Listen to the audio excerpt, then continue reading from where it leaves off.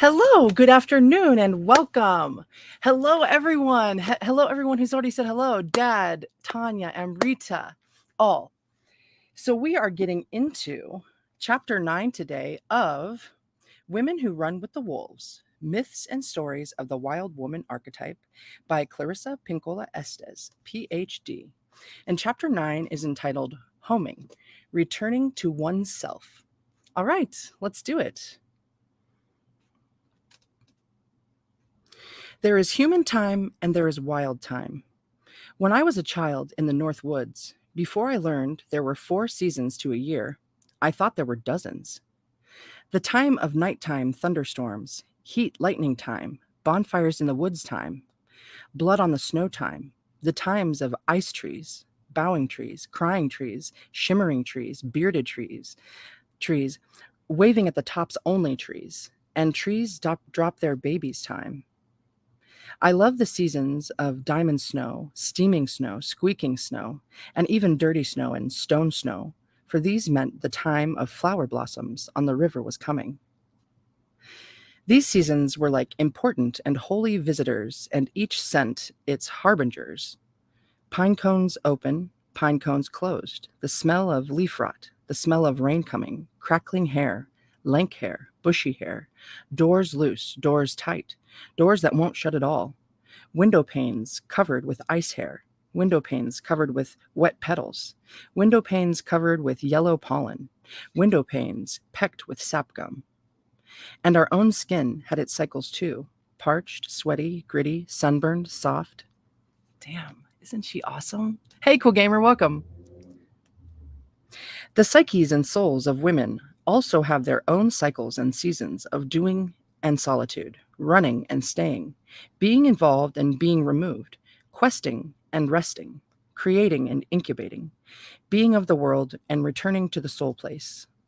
When we are children and young girls, the instinctive nature notices all these phases and cycles. It hovers quite near us, and we are aware and active at various intervals as we see fit. Children are the wildish nature, and without being told to, they prepare for the coming of these times, greeting them, living with them, and keeping from those times recuerdos, momentos for remembering. The crimson leaf in the dictionary, the angel wing necklace from the seeds of the silver maples, snowballs in the meat locker, the special stone, bone, stick, or pod, the peculiar shell, the ribbon from the bird burial, a diary of smells from that time, the calm heart, the excited blood, and all the pictures in their minds. Once, we lived by these cycles and seasons, year after year, and they lived in us. They calmed us, danced us, shook us, reassured us, made us learn creaturely. They were a part of our soul skins, a pelt that enveloped us, and the wild and natural world. A pelt that enveloped us and the wild and natural world. At least until we were told that there really were only 4 seasons to a year, and that women themselves really only had 3 seasons: girlhood, adulthood, and old womanhood. And that was supposed to be that. But we cannot allow ourselves to sleepwalk wrapped in this flimsy and unobservant fabrication, for it causes women to deviate from their natural and soulful cycles, and therefore to suffer from dryness, tiredness, and homesickness. It is far better for us to return to our own unique and soulful cycles regularly, all of them, any of them. The following story can be understood as a commentary on the most important of women's cycles: the return to home, the wild home, the soul home. Tales of creatures with mysterious human kinship are told across the world, for such represent an archetype, a universal knowing about an issue of soul. Sometimes fairy tales and folk tales erupt from a sense of place, from soulful places in particular. This story is told in the cold countries to the north, in any country where there is an icy sea or ocean. Versions of this story are told among the Celts, the Scots, the tribes of Northwest America, Siberian and Icelandic peoples. The story is commonly called the Seal Maiden, or Selkio, Pomruk, or Pomrock, Little Seal. I love this story. Oh my gosh. Okay, I can't wait to hear the way she tells this. I've never heard her version. And I wondered if that might be what we were going into because she mentioned the pelt.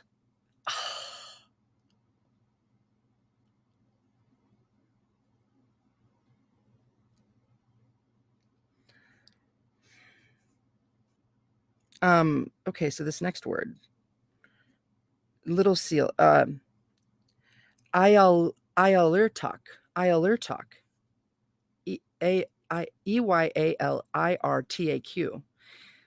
Ialirtok. Flesh of seal.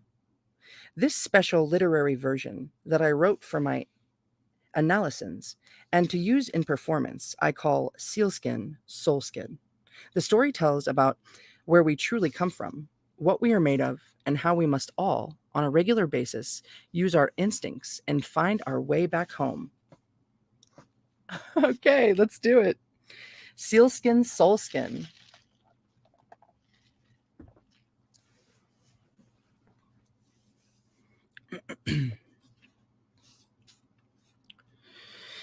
During a time that once was, is now forever gone, and will come back again soon, there is a day after day of white sky, white snow, and all the tiny specks in the distance are people or dogs or bear.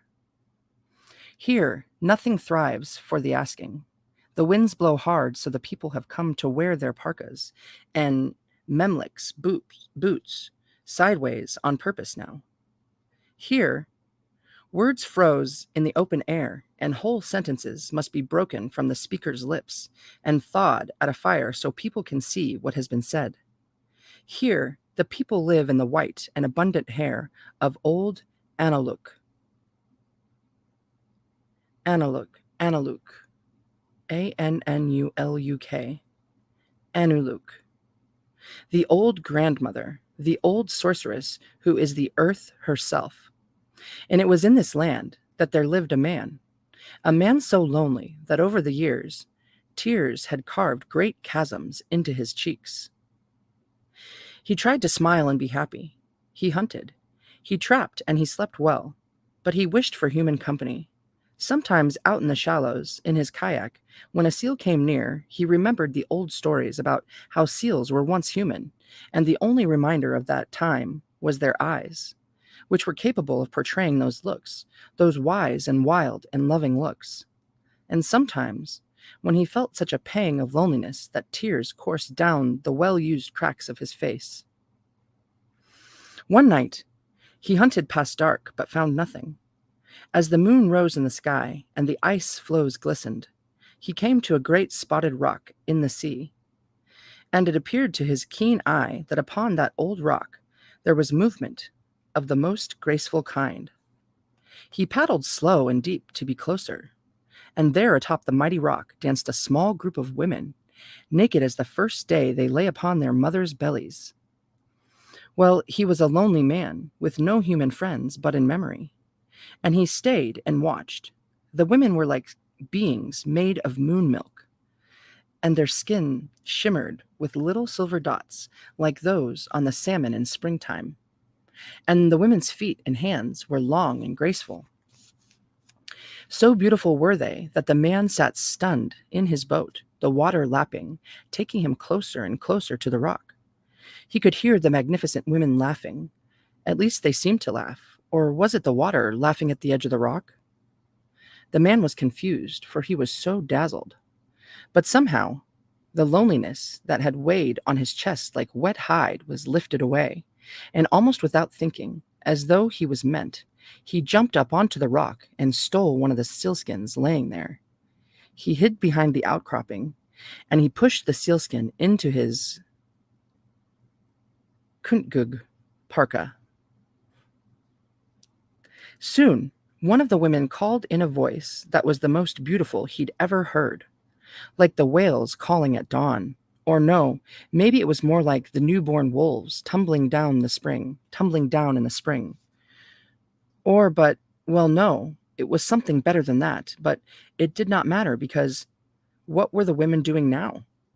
Why, they were pulling on their sealskins, and one by one the seal women were slipping into the sea, yelping and crying happily, except for one. The tallest of them searched high and searched low for her sealskin, but it was nowhere to be found. The man felt emboldened. By what, he did not know. He stepped from the rock, appealing to her. Woman, be my wife. I am a lonely man. Oh, I cannot be wife, she said, for I am of the other, the ones who live Temen beneath. Be my wife, insisted the man. In 7 summers, I will return your sealskin to you, and you may stay or you may go as you wish. The young seal woman looked long into the face with eyes that, but for her true origin, seemed human. Reluctantly, she said, I will go with you. After 7 summers, it shall be decided. Wow. 7. Hey, Dad. And Amrita, I don't know if you heard me say hello. I don't know if you were back in here, but welcome. Thanks for being here with me. This is so nice. This is so good.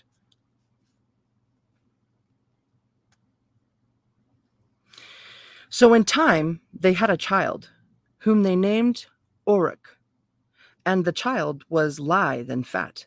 In winter, the mother told Oric tales of the creatures that lived beneath the sea, while the father whittled a bear or a wolf in white stone with his long knife. When his mother carried the child Oric to bed, she pointed out through the smoke hole to the clouds and all their shapes, except instead of recounting the shapes of raven and bear and wolf, she recounted the stories of walrus, whale, seal, and salmon, for those were the creatures she knew. But as time went on, her flesh began to dry out. First it flaked, then it cracked. The skin of her eyelids began to peel. The hairs of her head began to drop to the ground. She became Naluak, palest white.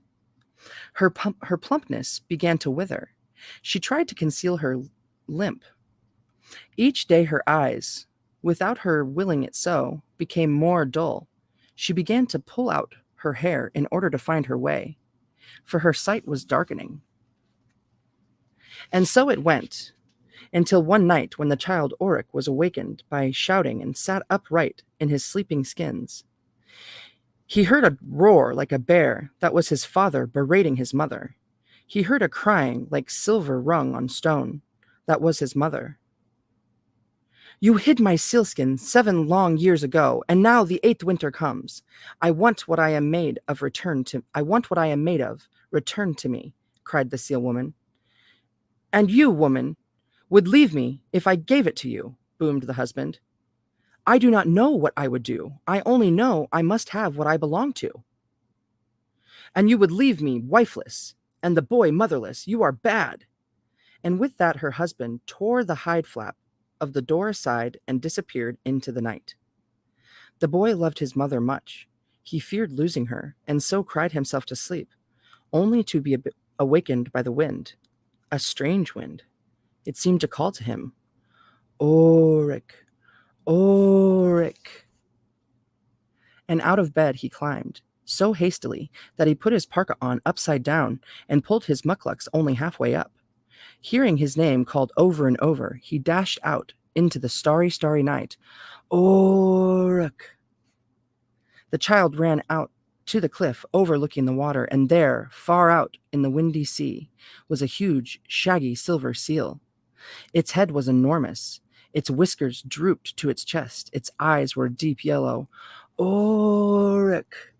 The boy scrambled down the cliff and stumbled at the bottom over a stone, no, a bundle, and had rolled out of a cleft in the rock. The boy's hair lashed at his face like 1,000 rains of ice.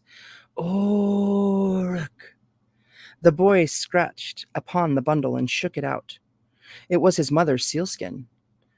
Oh, and he could smell her all through it. And as he hugged the sealskin to his face and inhaled her scent, her soul slammed through him like a sudden summer wind.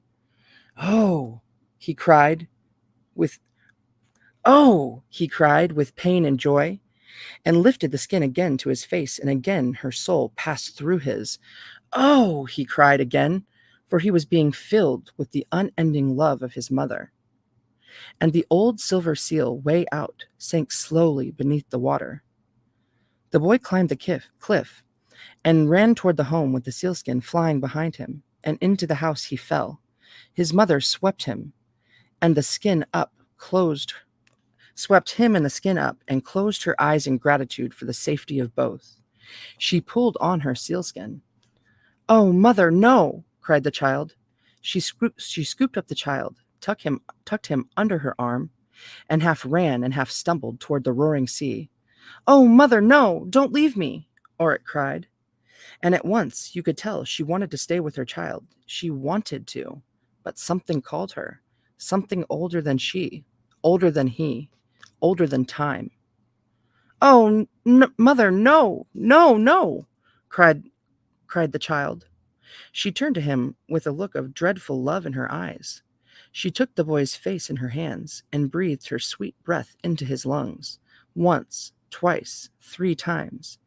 Then with him under her arm, like a precious bundle, she dove into the sea, down and down and down, and still deeper down, and the seal woman and her child breathed easily underwater.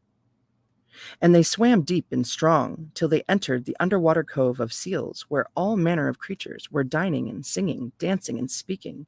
And the great silver seal that had called Oric from the night sea embraced the child and called him grandson. How fare you up there, daughter?" asked the great silver seal. The seal woman looked away and said, "I heard a human, a man who gave his all to have me, but I cannot return to him, for I shall be a prisoner if I do." "And the boy?" asked the old seal. "My grandchild?" He said, "My grandchild?" He said it so proudly his voice shook.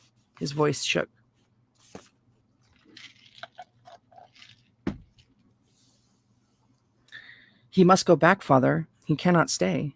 His time is not yet to be here with us." And she wept, and together they wept. And so some days and nights passed, 7 to be exact, during which time the luster came back to the seal woman's hair and eyes. She turned a beautiful dark color. Her sight was restored. Her body regained its plumpness, and she swam uncrippled. Yet it came time to return the boy to land. On that night, the old grandfather seal and the boy's beautiful mother swam with the child between them. Back they went, back up and up and up to the topside world. There they gently placed Oric on the stony shore in the moonlight. His mother assured him, "I am always with you. Only touch what I have touched. My fire sticks, my ulu, knife, my stone carvings of otters and seal, and I will breathe into your lungs a wind for the singing of your songs." Damn, that's awesome. Rose! Genevieve, welcome all. The old silver seal and his daughter kissed the child many times. At last they tore themselves away and swam out to sea, and with one last look at the boy, they disappeared beneath the waters, and Oric, because it was not his time, stayed. As time went on, he grew to be a mighty drummer and singer and a maker of stories. And it was said this all came to be because as a child he had survived being carried out to sea by the great seal spirits. Now, in the gray mists of morning, sometimes he can still be seen, with his kayak tethered, kneeling upon a certain rock in the sea, seeming to speak to a certain female seal who often comes near the shore. Though many have tried to hunt her, time after time they have failed. She is known as Tankijikak, the bright one, the holy one, and it is said that though she be a seal, her eyes are capable of portraying those human looks, those wise and wild and loving looks. That was the end of that story. So let's get into the analysis. Loss of sense of soul as initiation. What a sentence.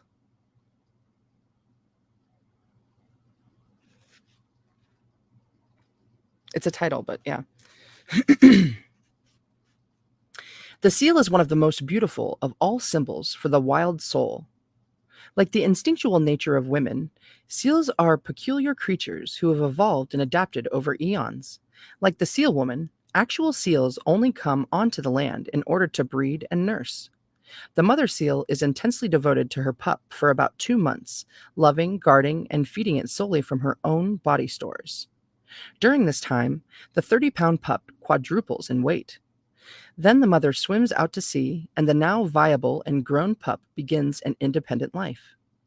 Among ethnic groups throughout the world, including many in the circumpolar region and West Africa, it is said that humans are not truly animated until the soul gives birth to the spirit, tenders and nurses it, filling it up with strength. Eventually, the soul is believed to retreat to a father home while the spirit begins its independent life in the world. I sort of feel like that's what's happening with me right now. It's like discovering. The symbol of seal as a representation of soul is all the more compelling because there is a docility about seals, and accessibility well known to those who live near them. Seals have a sort of dogness about them. They are naturally affectionate. A kind of purity radiates from them, but they can also be very quick to react, retreat, or retort if threatened. The soul is like that too. It hovers near, it nurses the spirit. It does not run away when it perceives something new or unusual or difficult. This one time I worked in this restaurant. It's called Three Brothers, and I was in the kitchen. And this really cool dude that I worked with, he was a cook. I found out that he told my friend that, and I mean, I ended up taking it as a compliment. And I think he meant it as a compliment, even though you could maybe take it another way too. But he told her that I was like a dog or a puppy, that I was just like always excited to do the next thing. And I don't know. I always remember it though. Ada, do you remember that? If you ever see this? Okay. I don't know why that makes me blush, but it does. Okay.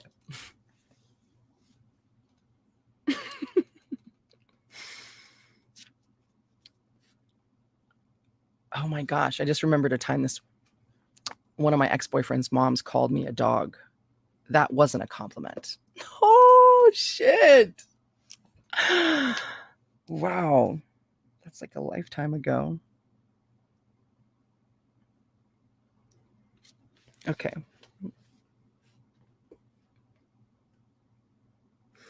The symbol of seal is a representation of soul, as a representation of soul, is all the more compelling because there is a docility about seals, an accessibility well known to those who live near them.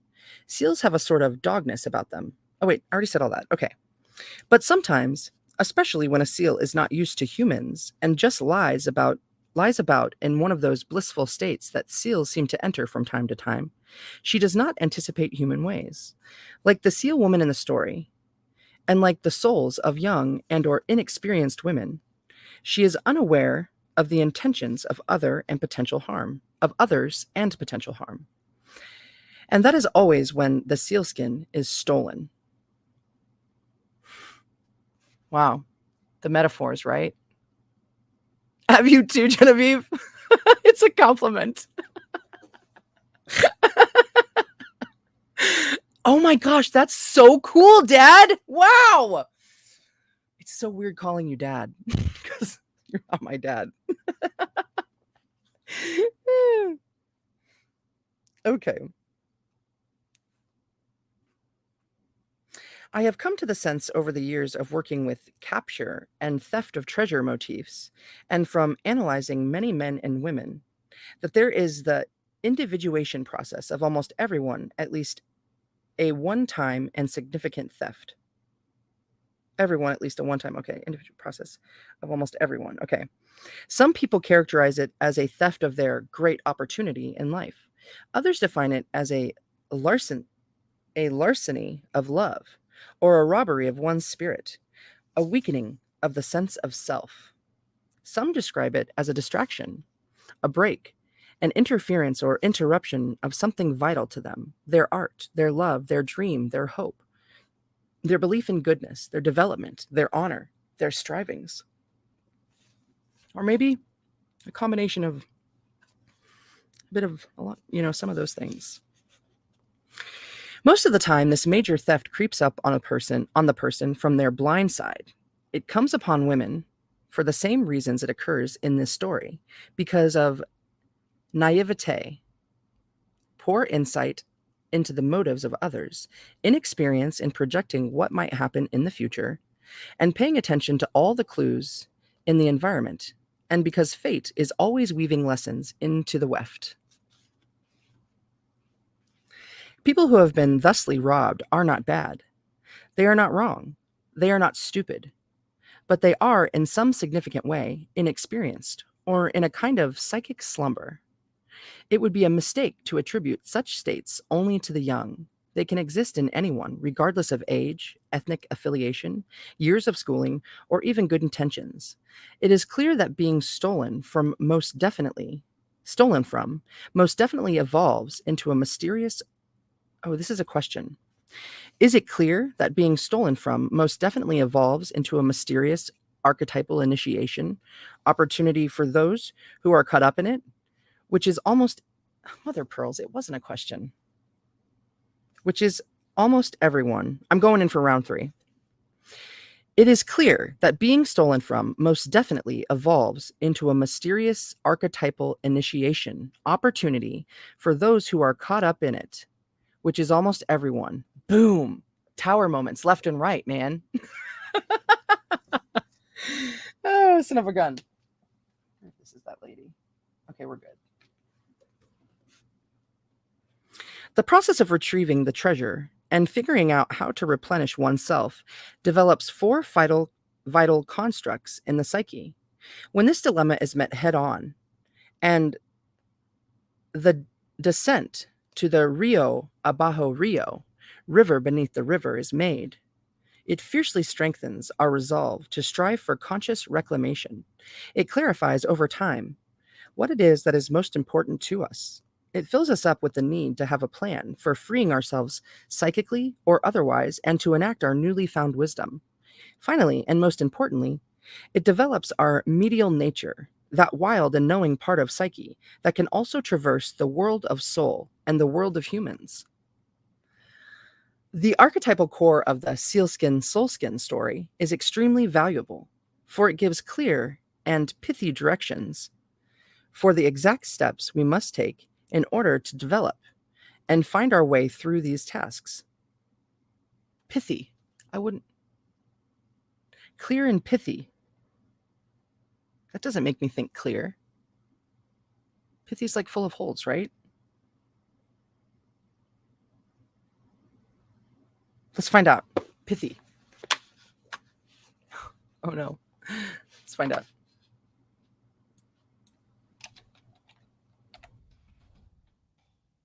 Oh, it doesn't mean that.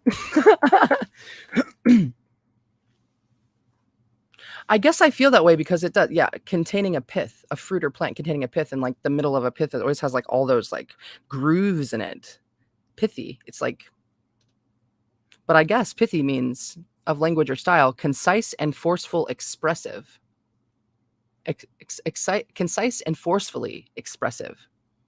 Ooh, pithy.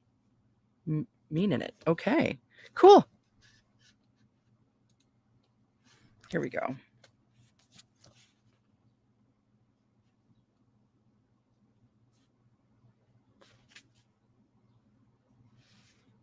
Balls.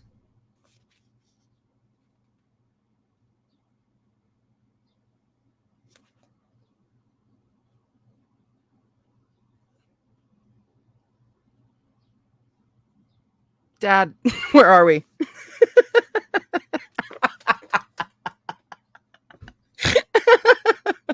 Where is that pithy word?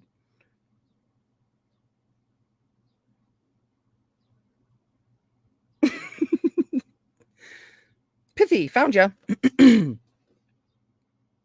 So, the archetypal core of the sealskin soulskin story is extremely valuable, for it gives clear and pithy directions for the exact steps we must take in order to develop and find our way through these tasks. One of the central and most potentially destructive issues women face is that of being various psychological initiation processes with initiators who have not completed the process themselves. They have no seasoned persons who know how to proceed. When initiators are completely initiated themselves, they omit important aspects of the process without realizing it, and sometimes visit great abuse on the initiate. For they are working with a fragmentary idea of initiation, one that is often tainted in one way or another. Hmm.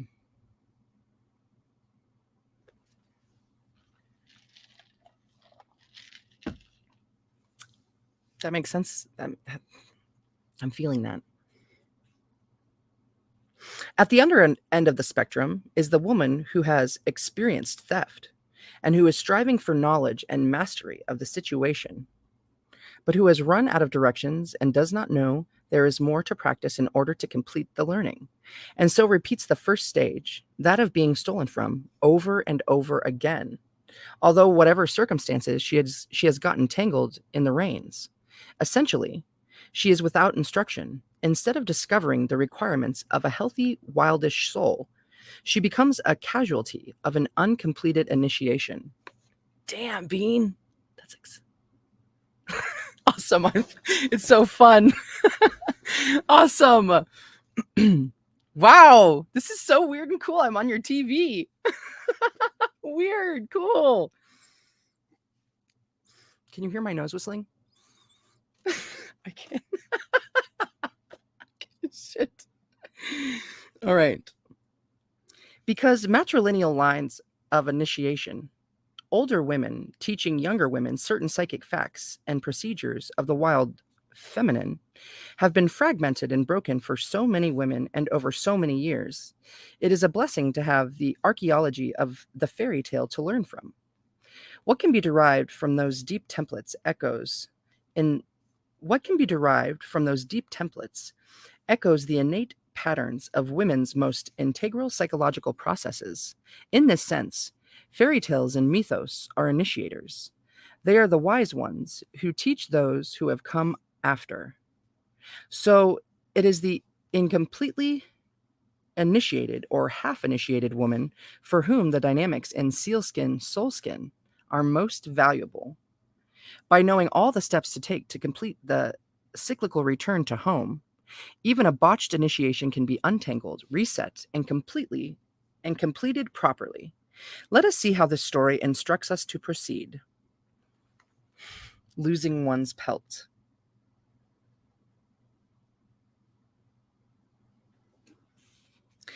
The development of knowing, as in versions of Bluebeard, Rapunzel, Devil's Midwife, and Briar Rose, and others, begins with suffering. This progresses from first being unaware, then tricked in one way or another, and thence finding one's way to power again, and more so, to depth.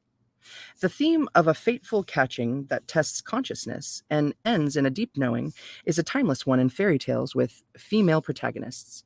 Such tales carry dense instruction to all of us about what our work is if and when we are captured, what our work is if and when we are captured, and how to come back from it with the ability pasar a través del basque como una lobo, to slip through the forest like a wolf, con un ojo agudo, with a shrewd eye. How to slip through the forest like a wolf with a shrewd eye. Ooh. Sealskin, soulskin contains a retrograde motif. Ooh, we're getting so close to the end of the Mercury retrograde. Thank you, baby Jesus. It's been good, though. It's been really good, actually. Sometimes we call such tales backward stories. In many fairy tales, a human is enchanted and turned into an animal. But here we have the opposite, a creature led into a human life. The story produces an insight into the structure of the female psyche. The seal maiden, like the wildish nature in women's psyches, is a mystical combination that is creatural and, at the same time, able to live among humans in a resourceful manner. The pelt in this story is not so much an article as the representation of a feeling state and a state of being, one that is cohesive, soulful, and of the wildish female nature. When a woman is in this state, she feels entirely in and of herself instead of out of herself and wondering if she is doing right, acting right, thinking well. Though this state of being, in oneself, is one she occasionally loses touch with, the time she has previously spent there sustains her while she is about her work in the world. The return to the wildish state periodically is what replenishes her psychic reserves for her projects, family, relationships, and creative life in the topside world. Speaking of doing or just feeling more comfortable in our own seal skins, our own skins. I actually watched a movie yesterday and enjoyed it. I actually watched the whole thing just for entertainment value. And I mean, I still see things through this lens now as I watch movies and stuff, but I haven't taken in a new movie really in a while. But I watched that Bill and Ted's Excellent Adventure, or Face the Music, and I did enjoy it. I enjoyed it. It was cheeseball, but you see lots of stuff in there, and then also feel different emotions and go through the whole thing. And then right at the end, when they're they're traveling through time and stuff, and they're going into the future, and then all of a sudden there's just boom, Saturn, just out of the blue, bam. And the liftoff too at the end, it was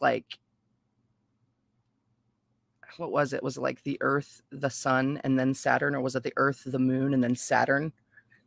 I was like, okay. Anyways, I still really liked the movie, and I might watch it again. Oh, doesn't he? He finally looks old. It finally happened. He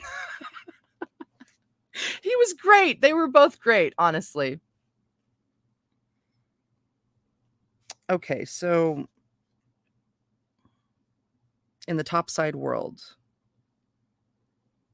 they return to the wild state periodically. Okay, which is what replenishes. Okay.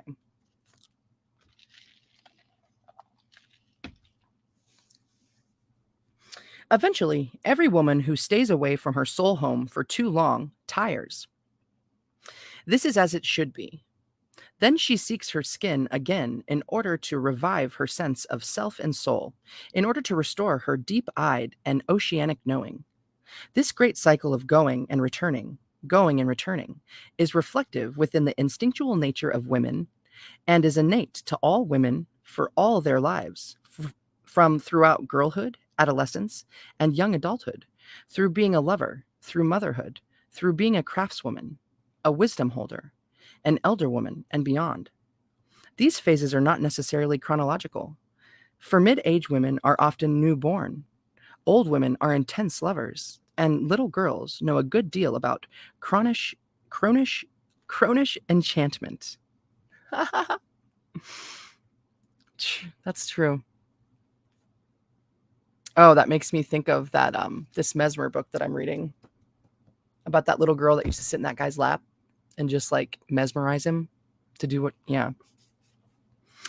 Over and over, we lose this sense of feeling we are wholly in our skins by means already named, as well as though extended duress. Those who toil too long without respite are also at risk. The soul skin vanishes when we fail to pay attention to what we are really doing, and particularly its cost to us. We lose the soul skin by becoming too involved with ego, by being too exacting, perfectionistic, or unnecessarily martyred, or driven by a blind ambition, or by being dissatisfied about self, family, community, culture, world, and not saying or doing anything about it, or by pretending we are all unending we are all an unending source for others, or by not doing all we can to help ourselves. Oh, there are as many ways to lose the soul skin as there are women in the world. The only way to hold on to this essential soul skin is to retain an exquisitely pristine consciousness about its value and uses. But since no one can consistently maintain acute consciousness, no one can keep the soul skin absolutely every moment, day and night. But we can keep the theft of it to a bare minimum. We can develop that ojo agudo, the shrewd eye that watches the conditions all around, and guards our psychic territory accordingly. The sealskin soulskin story, however, is about an instance of what we might call aggravated theft. This big theft can, with consciousness, be mediated in the future if we will pay attention to our cycles and the call to take leave and return home. Ooh, right? I'm feeling that call right these days. But I'm also really excited about all the stuff I'm doing here. Every creature on Earth returns to home. It is ironic that we have made wildlife refuges for ibis, pelican, egret, wolf, crane, deer, mouse, moose, and bear, but not for ourselves in the places where we live day after day. Ha ha ha! I'm We understand that the loss of habitat is the most disastrous event that can occur to a free creature. We fervently point out how other creatures' natural territories have become surrounded by cities, ranches, highways, noise, and other dissonance, as though we are not surrounded by the same, as though we are not affected also. We know that for creatures to live on, they must at least from time to time have a home place, a place where they feel both protected and free. We traditionally compensate for loss of a more serene habitat by taking a vacation or a holiday, which is supposed to be the giving of pleasure to oneself, except a vacation is often anything but. We can compensate our workday dissonance by cutting down on the things we do that cause us to tense our deltoids and trapezii into painful knots. And all this is very good, but for the soul self psyche, vocation is not the same as refugee. Refuge. Oops. Time out or time off is not the same as returning to home. Calmness is not the same as solitude. True that, right? Emoji King! Yay! Welcome in! Awesome! We can contain this loss of soul by keeping close to the pelt to begin with. For instance, I see in the talented woman in my practice that soul skin theft can come through relationships that are not in their rightful skins themselves, and some relationships are downright poisonous. It takes will and force to overcome these relationships, but it can be done, especially if, as in the story, one will awaken to the voice calling from home, calling one back to the core self where one's immediate wisdom is whole and accessible. From there, a woman can decide with clear seeing what it is she must have and what it is she wants to do. Boom. Man, I'm so excited for the new moon on Monday, you guys. Holy majoli! Okay. The aggravated theft on the sealskin also occurs far more subtly through the theft of a woman's resources and of her time. The world is lonely for comfort and for the hips and breasts of women. It calls out in a thousand-handed, million-voiced way, waving to us, plucking and pulling at us, asking for our attention. Sometimes it seems that everywhere we turn, there is a someone or a something of the world that needs, wants, wishes. Some of the people, issues, and things of the world are appealing and charming. Others may be demanding and angry. And yet others seem so heart-renderingly Okay. And yet others seem so heart-rendingly helpless that, against our wills, our empathy overflows, our milk runs down our bellies. But unless it is a life and death matter, take the time, make the time to put on the brass brazier. Brazier? Brazier. The brass brazier. Stop running the milk drain. Stop running the milk train. Do not work of turning toward home. Son of a gun. Do the work of turning towards home. I like it with an S better, okay? I don't like it just with a D, toward home. I'm going to try that again. That was pretty rough. But unless it is a life and death matter, take the time, make the time to put on the brass brazier. Stop running the milk train. Do the work of turning toward home. Though we see that the skin can be lost through a devastating and wrong love, it may also be lost in a right and deepest love. You know? It is not exactly the rightness of a person or thing, or its wrongness, that causes the theft of our soul skins. It is the cost of these things to us. Boom. It is what it costs. It is what it costs us in time, energy, observation, attention, hovering, prompting, instructing, teaching, training. These motions of psyche are like cash withdrawals from the psychic savings account. The issue is not about these energetic cash withdrawals themselves, for these are an important part of life's give and take, but it is the being overdrawn that causes the loss of the skin and the paling and dulling of one's most acute instincts. It is lack of further deposits of energy, knowledge, acknowledgement, ideas, and excitement that causes a woman to feel she is psychically dying.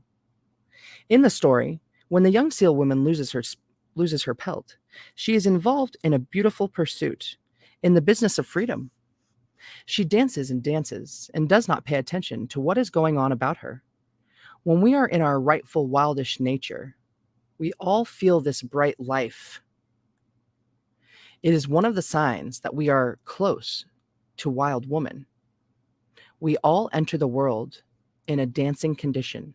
We always begin with our own pelts intact.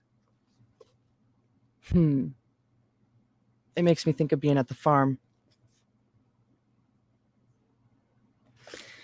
Yet, at least till we become more conscious, we all go through this stage in individuation. We all swim up the rock, dance, and don't pay attention. It is then that the more tricksterish aspect of the psyche descends, and somewhere down the road we suddenly look for and can no longer find what belongs to us and what we belong. Then our sense of soul is mysteriously missing, and more so, it is hidden away. And so we wander about, partially dazed. It is not good to make choices when dazed, but we do, right?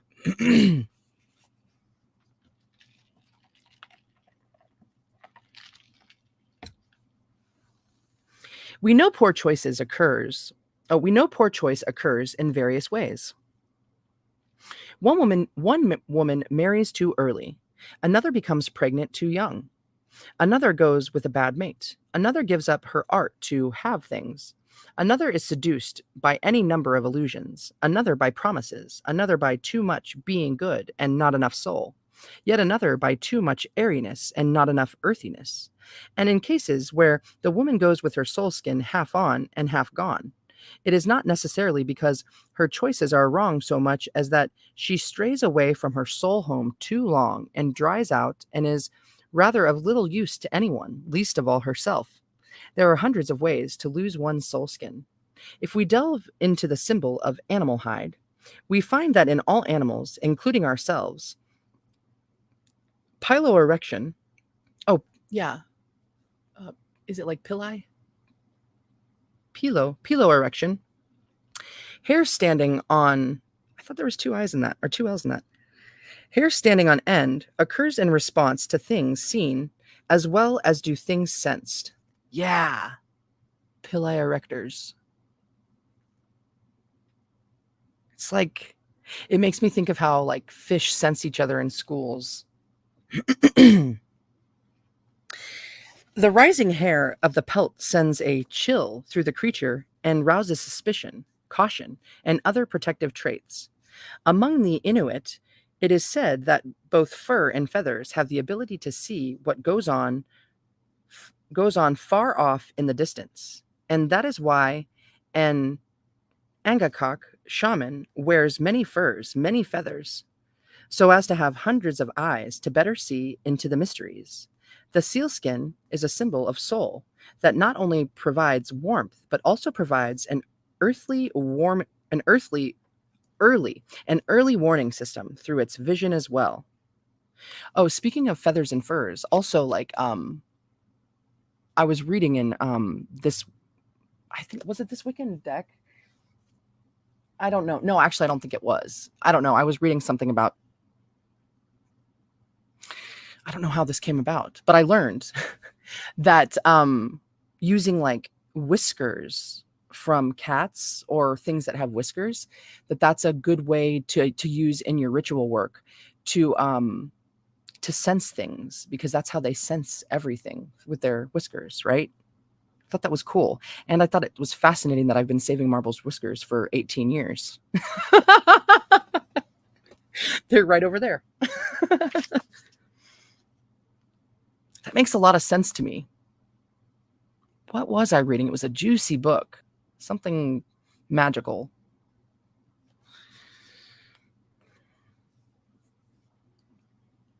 The sealskin is a symbol of soul that not only provides warmth, but also provides an early warning system through its vision as well. In hunting cultures, the pelt is equal to food as the most important product for survival. It is used to make boots, to line parkas, for waterproofing, to keep ice horror away from face and wrists. HOAR. Ice horror. Let's look it up. And then I turn the page.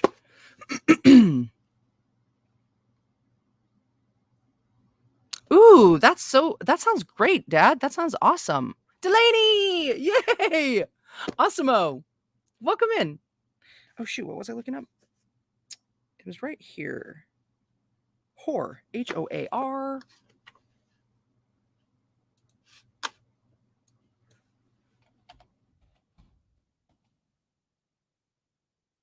Archaic, grayish white, gray, or gray haired with age. Hoar. Cool.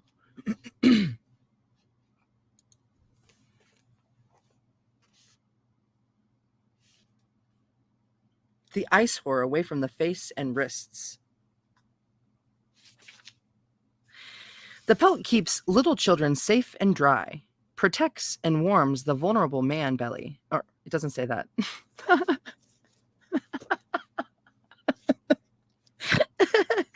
The pelt keeps little children safe and dry, protects and warms the vulnerable human belly, back, feet, hands, and head.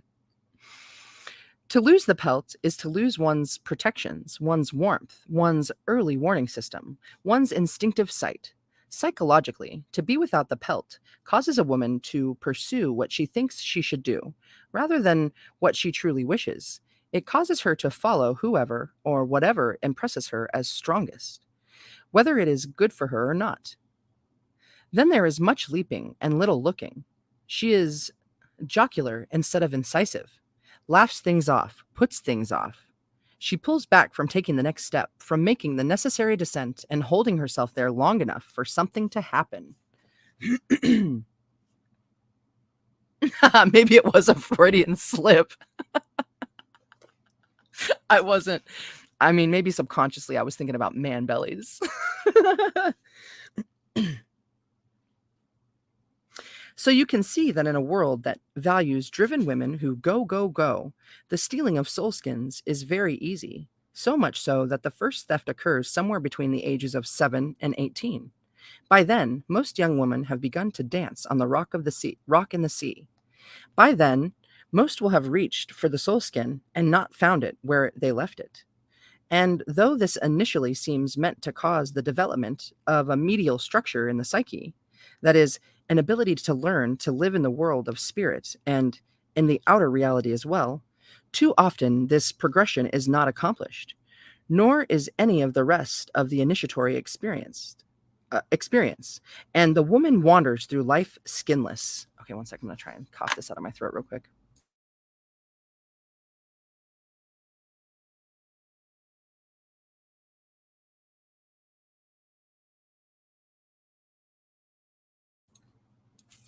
Hey, I think that went well.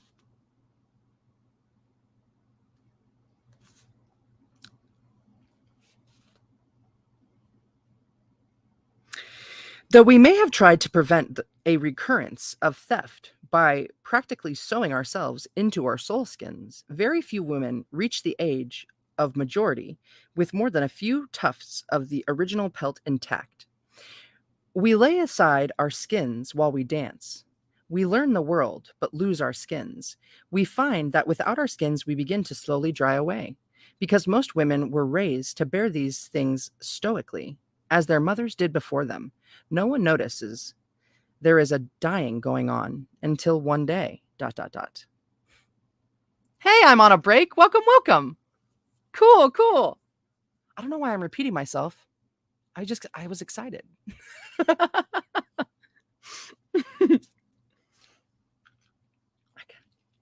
I like the dual welcome though. It just comes natural.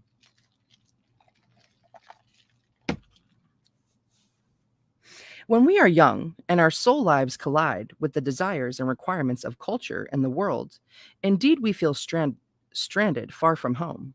However, as adults, we continue to drive ourselves even farther from home as a result of our own choices about who, what, where, and for how long.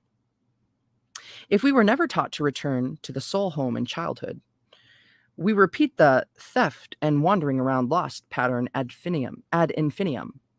But even when it is our own dismal choices that have blown us off course, too far from what we need, hold faith, for within the soul is the homing device. We all can find our way back. Okay, my fingers are black from this. A second, I need to get the corners of my mouth though.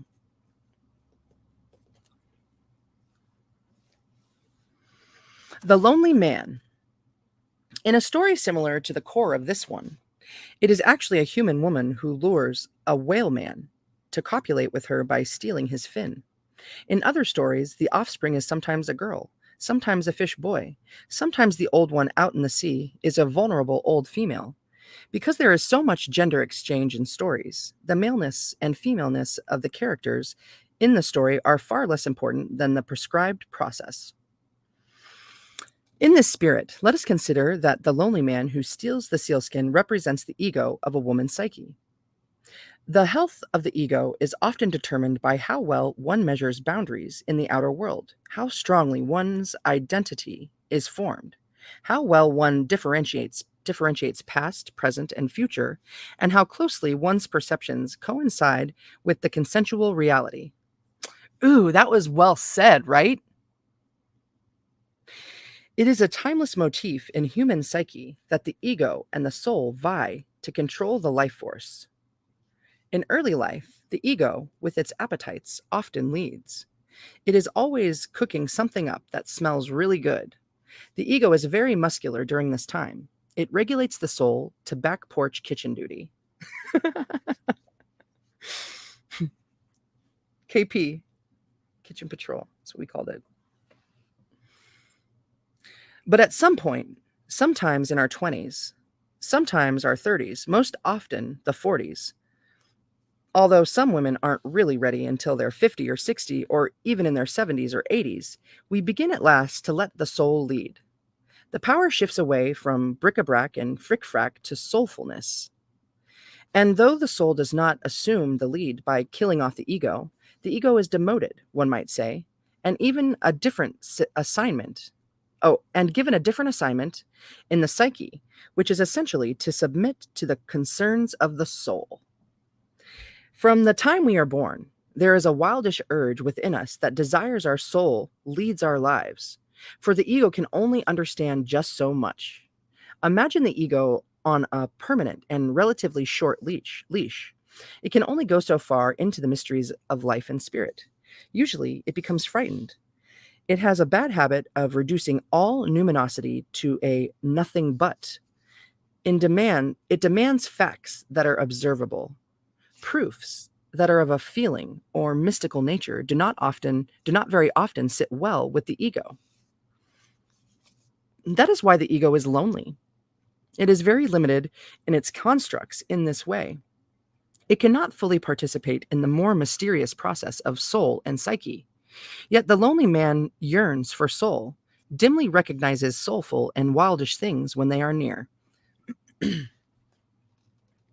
Some people use the words soul and spirit interchangeably, but in fairy tales, the soul is always the progenitor, Gyn, and the progenitor, Gen, of spirit. All right, well, let's look up progenitor. Is it the same thing? Let's find out. Progenitor.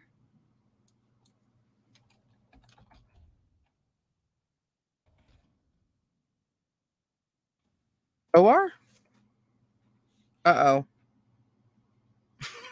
Pause. Why do I? Oh, there it is. OR.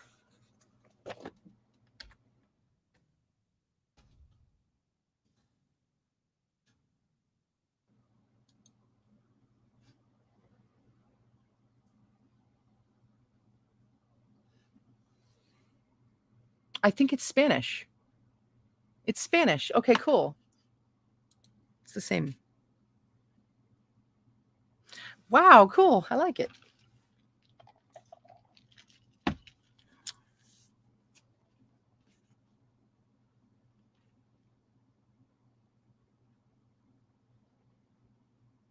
I see a word that I'm not sure. Okay, let's see. And the progenitor of spirit. In arcane hermeneutics, the spirit is a being born of the soul. The spirit inherits or incarnates into matter in order to gather news of the ways of the world and carries these back to the soul. When not interfered with, the relationship between soul and spirit is one of perfect symmetry. Each enriches the other in turn. Together, the soul and spirit form an ecology, as in a pond where the creatures at the bottom nourish those at the top, and those at the top nourish those at the bottom. Synergistic. I love that. Symbiotic.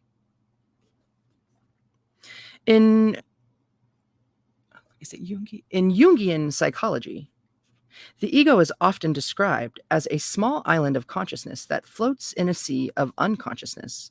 However, in folklore, the ego is portrayed as a creature of appetite, often symbolized by a not very bright human or animal surrounded by forces very mystifying to it, and over which it attempts to gain control. Sometimes the ego is able to gain control in a most brutish and destructive manner, but in the end, through the heroine's or hero's progress, it most often loses its bid to reign. In the beginning of one's life, the ego is curious about the soul world, but more often it is concerned with fulfilling its own hungers. The ego is initially born into us as potential and is shaped, developed, and filled up with ideas, values, and duties by the world around us, our parents, our teachers, our culture. And this is as it should be, for it becomes our escort, our armor, and our scout in the outer world. However, if the wildish nature is not allowed to emanate upward through the ego, giving it color, juice, and instinctive responsiveness, then although the culture may approve of what has been fashioned in the ego, the soul does not, cannot, will not approve such incompleteness of its work. The lonely man in the tale is attempting to participate in the life of the soul, but like the ego, he is not particularly built for it and tries to grab at the soul rather than develop a relationship with it. Why does the ego steal the soul skin? Like all other lonely and hungry things, it loves the light, it sees the light, and the possibility of being close to the soul, and it creeps up to it and steals one of its essential camouflages. Ego cannot help itself. It is what it is, attracted to the light. Even though it cannot live under the water, it has its own yearning for relationship with the soul. The ego is crude in comparison to the soul. Its way of doing things is usually not evocative or sensitive, but it has a tiny and dimly understood longing for the beautiful light. And this, in some way, and for some time, calms the ego. So, in a hunger for soul, our own ego self steals the pelt. Stay with me, whispers the ego. I will make you happy by isolating you from your soul self and your cycles of returning to your soul home. I will make you very, very happy. Please, please stay. And so, as is right, as is right in the beginning of feminine individuation, the soul is pressured into relationship with ego. The mundane function of the soul's subservience to the ego occurs in order for us to learn the world, the ways to gain things, how to work, how to differentiate good from not so good, when to move, when to stay put, how to live with other people, learning the mechanics and machinations of culture, holding a job, holding a baby, taking care of the body, taking care of business, and all things of the outer life. Man, right? It's so good. The initial purpose of developing such an important construct within a woman's psyche, the marriage of the seal woman and the creature, a temporary arrangement that will ultimately produce a spirit child who can cohabit and translate in and between both the mundane and the wildish worlds. It's like me between my mom and my dad. My dad's, yeah, yeah. Once this symbolic child is born, developed, initiated, and resurfaces into our outer world, and the relationship with soul is healed. Wait, that was one sentence. Let me see that again. Once this symbolic child is born, mundane, what? And again, once this symbolic child is born, developed, initiated, it resurfaces into the outer world, and the relationship with soul is healed. Wow. That's awesome, right? Even though the lonely man, the ego, cannot dominate forever, for someday it must submit to the demands of soul for the rest of the woman's life. By living with the seal woman, soul woman, it has been touched by greatness and is therefore gratified, enriched, and humbled all at the same time.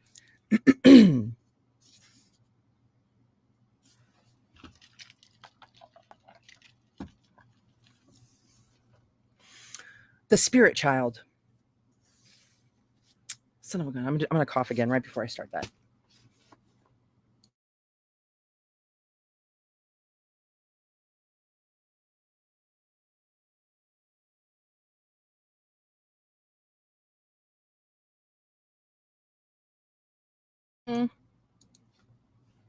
We'll see.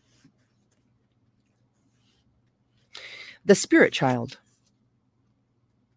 So we see that the union of opposites between ego and soul produces something of infinite value, the spirit child. And it is true that even when the ego roughly intrudes upon the more subtle aspects of psyche and soul, a cross fertilization is taking place. Paradoxically, by stealing the soul's protection and its ability to vanish into the water at will, the ego participates in making a child who will claim dual heritage, world and soul, one who will be able to carry messages and gifts back and forth between the two. In some senses, in some of the greatest tales, such as the Gaelic Beauty and the Beast, the Mexican Bruja Milagra, and the Japanese Tsukino Waguma, the bear, Finding the way back to one's rightful psychic order begins with the feeding of or the caring for a lonely and or injured woman, man, or beast. That such a child who will have the ability to traverse two very different worlds can come from a woman who is in such a skinless state and married to something in herself or in the outer world that is so lonely and undeveloped is one of the constant miracles of the psyche. Something occurs within us when we are in such a state, something that produces a feeling state, a tiny new life, a small flame that thrives under imperfect, arduous, or even inhumane conditions. The spirit child is La Niña Milagrosa, a miracle child who has the ability to hear the call.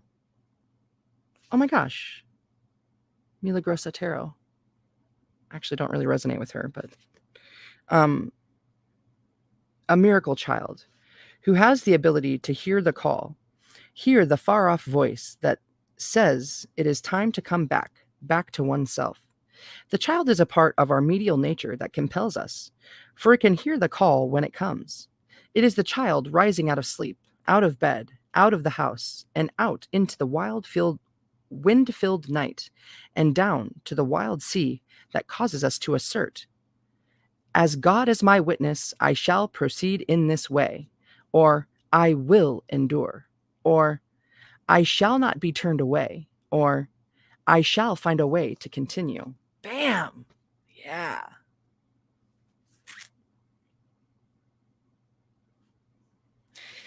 It is the child who brings the sealskin, soul skin, back to his mother. It is the child who enables her to return to her home. This child is a spiritual power that impels us to continue our important work, to push back, change our lives, better the community, join in helping to balance the world, all by returning to home. If one wants to participate in these things, the different marriage between soul and ego must be made. The spirit child must be brought to life. Retrieval and return are the goals of mastery. Yeah.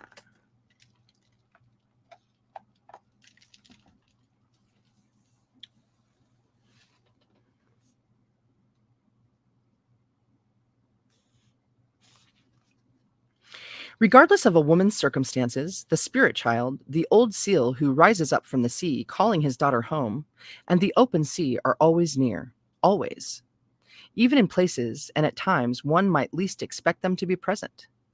Since 1971, I've taught writing as contemplative practice in prisons and penitentiaries across the nation. On a particular trip to a federal women's prison with a group of artists/healers, in order to do performance and teach a group of 100 women who were intensely involved in a spiritual growth program there. As usual, I saw a few hundred women. Instead, I saw dozens of women in various stages of seal womanness. Many had been figuratively, but also literally, captured through their intensely naive choices.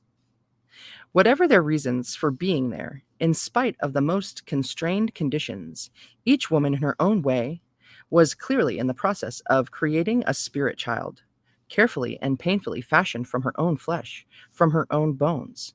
Each woman was searching also for the sealskin, which was in the process of remembering the way back to the soul home. One artist of our troupe, a young black violinist named India Cook, played for the women. We were outdoors in the open yard. It was very cold, and the wind was making an ooh sound across the backdrop on the open stage. The violinist drew her bow across the strings of the electrified violin and played sternum-piercing music in a minor key. Truly, her violin wept. A big Lakota woman pounded on my arm and hoarsely whispered, "This sound, that violin unlocks a place in me. I thought I was locked up good and tight and forever." Her broad face was both puzzled and ethereal. My heart broke on itself, but in a good way, for I saw that no matter what had happened to her, and much had happened to her. She could still hear the cry from over the sea, that call from home. Wow, that feels so profound.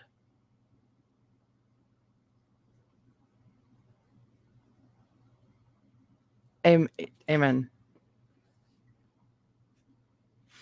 In the sealskin soulskin story, the seal maiden tells her child stories about what lives and thrives under the sea. She instructs through her stories, shaping this child who was born of her union with ego. She is forming the child, teaching it the terrain and the ways of the other. The soul is preparing this wildish child of the psyche for something very important. Drying out and crippling. Most of a woman's depressions and ways and wondering confusions are caused by a severely restricted soul life in which innovation, impulse, and creation are restricted or forbidden. Women receive enormous impulses to act from the creative force.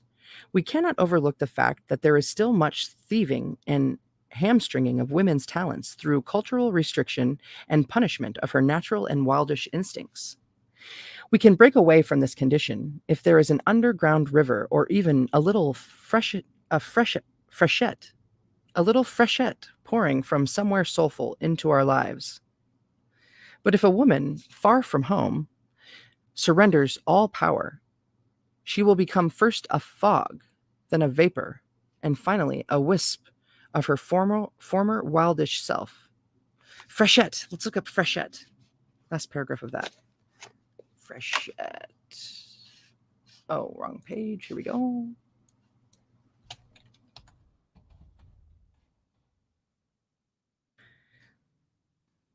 Freshet. Freshet. A flood of a river from heavy rain or melted snow. A rush of fresh water flowing into the sea. Freshet. Freshet. Cool. I love it. Freshet. That's awesome. I'm doing that paragraph again. We can break away from this condition if there is an underground river or even a little freshet pouring from somewhere soulful into our lives. But if a woman, far from home, surrenders all power, she will become first a fog, then a vapor, and finally a wisp of her former wildish self. All this secreting away of a woman's natural pelts and her subsequent drying out and crippling reminds me of an old story that circulated in our family among the several old country tailors. My late Uncle Vilmos once told me it to calm and teach an angry adult in our extended family, one who was being too harsh with a child. Uncle Vilmos had infinite patience and tenderness toward humans and creatures. He was a natural storyteller in the Mesomondoc tradition and skilled in applying stories as gentle medicine. Nice. I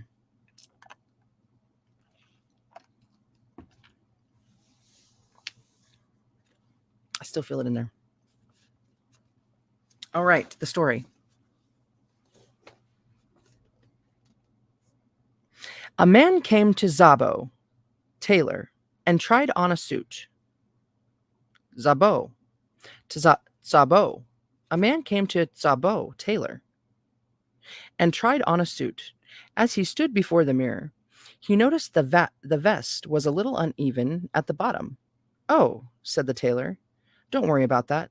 Just hold the shorter end down with your left hand and no one will ever notice. While the customer proceeded to do this, he noticed that the lapel of the jacket curled up instead of lying flat. Oh, that? Said the tailor. That's nothing. Just turn your head a little and hold it down with your chin. The customer complied, and as he did, he noticed that the inseam of the pants was a little short, and he felt that the rise was a bit too tight.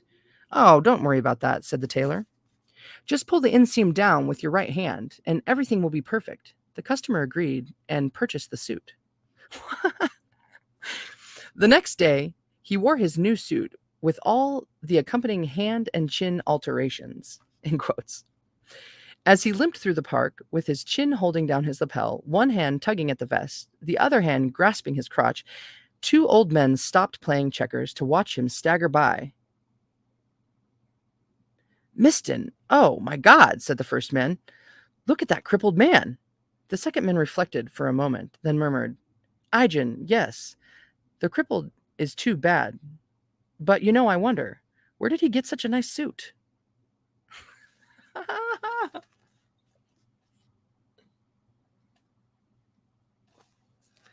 The reaction of the last old man constitutes a common cultural response toward a woman who has developed an impeccable persona, but who is all crippled up with trying to maintain it. Well, yes, she is crippled, but look at how nice she looks and how good she is. Look at how well she's doing. When we become dried out, we try to walk all crippled up in order to make it appear that we are handling everything, that all is well and just so. Whether it is the soul skin that is missing or the culture made skin that doesn't fit, we are crippled by pretending it is otherwise. But when we do this, life is diminished and the cost to ourselves is very high. When a woman begins to dry out, it becomes harder and harder for her to function in the hardy, wildish nature. Ideas, creativity, life itself thrives on moisture. Women in this condition often have dark man dreams. Thugs, prowlers, or rapists threaten them, hold them hostage, steal from them, and far worse. Sometimes these dreams are trauma dreams arising from an actual assault, but most often they are dreams of women who are drying out, who are not giving care to the instinctual side of their lives, who steal from themselves, deprive the creative function, and sometimes make no effort to help themselves, or else work very hard to ignore the call back to the water. Over the years of my practice, I have seen many women in this dried out state, some mildly affected, others more so. Concomitantly, I've heard from the same women many injured animal dreams, these increasing dramatically in women and men over the last 10 years or so. It is hard not to notice that the increase in injured animal dreams, excuse me, coincide with the devastations to the wilderness both within as well as outside of people. In these dreams, the creature, doe, lizard, horse, bear, bull, whale, and so on, is crippled up, much like the man in the Taylor story, much like the seal woman.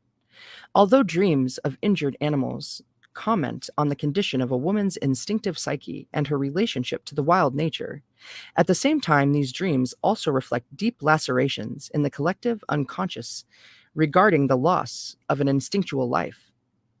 If the culture prohibits an integral and sane life for women for whatever reason, she will dream injured animal dreams. Though the psyche makes every effort to cleanse and strengthen itself regularly, every lash mark out there is recorded on the unconscious in here, so that a dreamer carries the effects of losing her personal ties with Wild Woman and also the world's loss of relationship with this deep nature. So sometimes it is not only the woman who is drying out. Sometimes essential aspects of one's microenvironment, the family or the workplace, for instance, or one's larger culture are caking and cracking to dust also. And these affect and afflict her. In order for her to contribute to helping aright these conditions, a return to her own skin, her own instinctual common sense, and her own return to home are necessary. As we have seen, it is hard to recognize our condition until we become like seal women in her distress, peeling, limping, losing juice, going blind. So it is a gift from the immense vitality of the psyche, then, that there is deep in the unconscious a caller, an old one who rises to the surface of our consciousness and begins to incessantly call us back to our true natures. Yeah. Man, an hour and 24 minutes already. Yeah, my mouth's so dry. I think there's like 22 pages left. balls, right?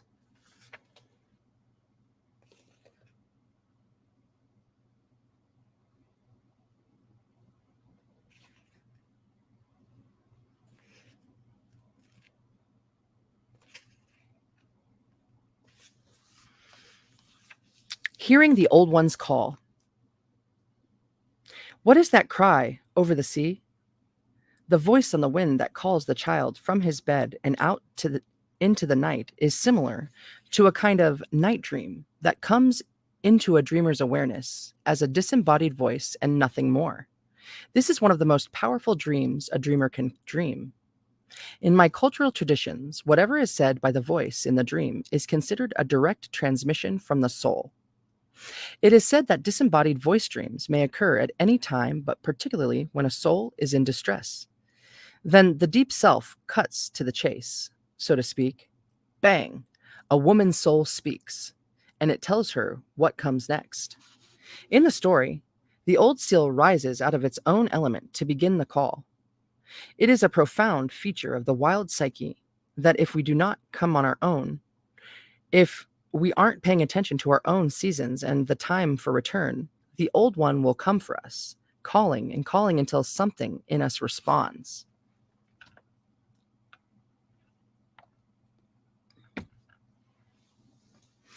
Thank goodness for this natural homing signal that becomes louder and louder the more we are in need of return.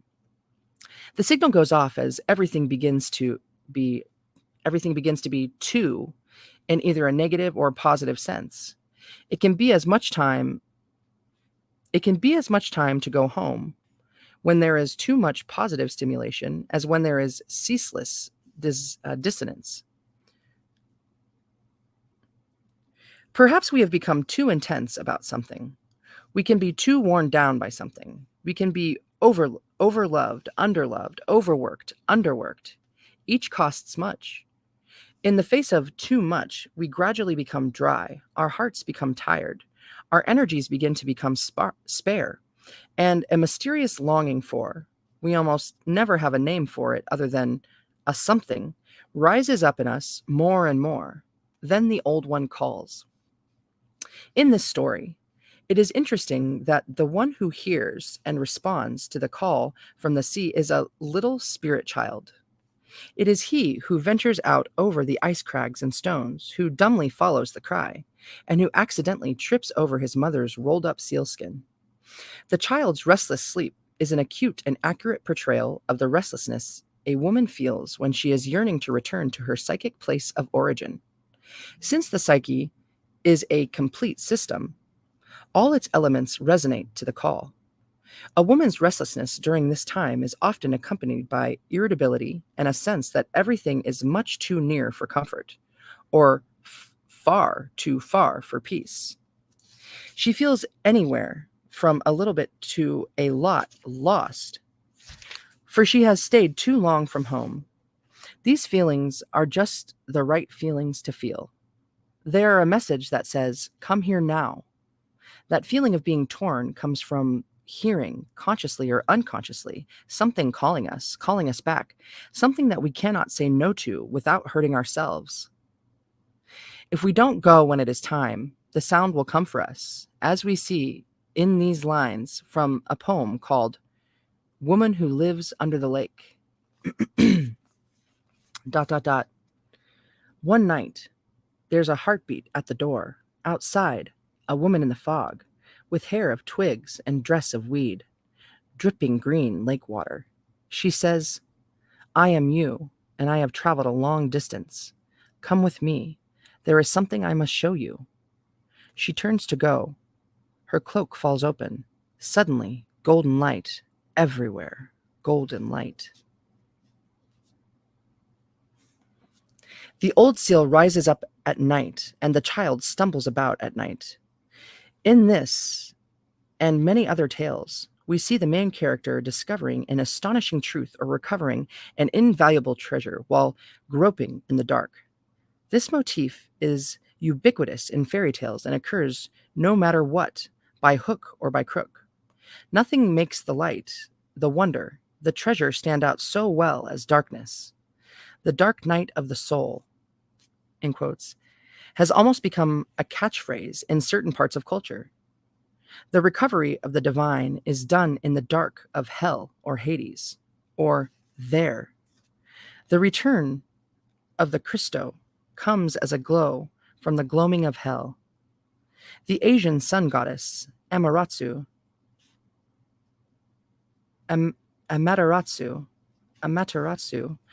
bursts from the darkness beneath the mountain.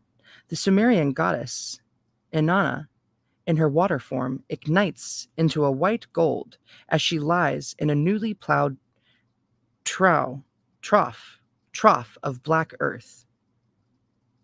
In the mountains in Chiapas, it is said that every day the yellow sun must burn a hole through the blackest huipil or blouse in order to rise up in the sky. These images of going about in and through the dark carry an age-old message that says, do not fear not knowing. In various phases and periods of our lives, this is as it should be. This feature of tales and myths encourages us to follow the call, even when we've no idea of where to go, in what direction, or for how long. All we know is that like the child in the tale, we must sit up, get up, and go see. So maybe we stumble around in the dark for a while, trying to find what calls us. But because we have managed to not talk ourselves out of being summoned by the Wild One, we invariably stumble over the soul skin. When we breathe up that soul state, we automatically enter the feeling state of, this is right. I know what I need.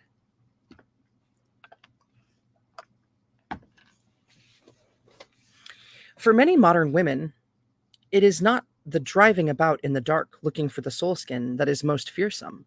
Rather, it is the diving into the water, the actual return to home, and especially the actual leave taking that are far more formidable. Though women come back to themselves, draw on the sealskin, pat it closed, and are all ready to go, it is hard to go, really, really hard to cede, to hand over whatever we've been so busy with and just leave. Staying over long.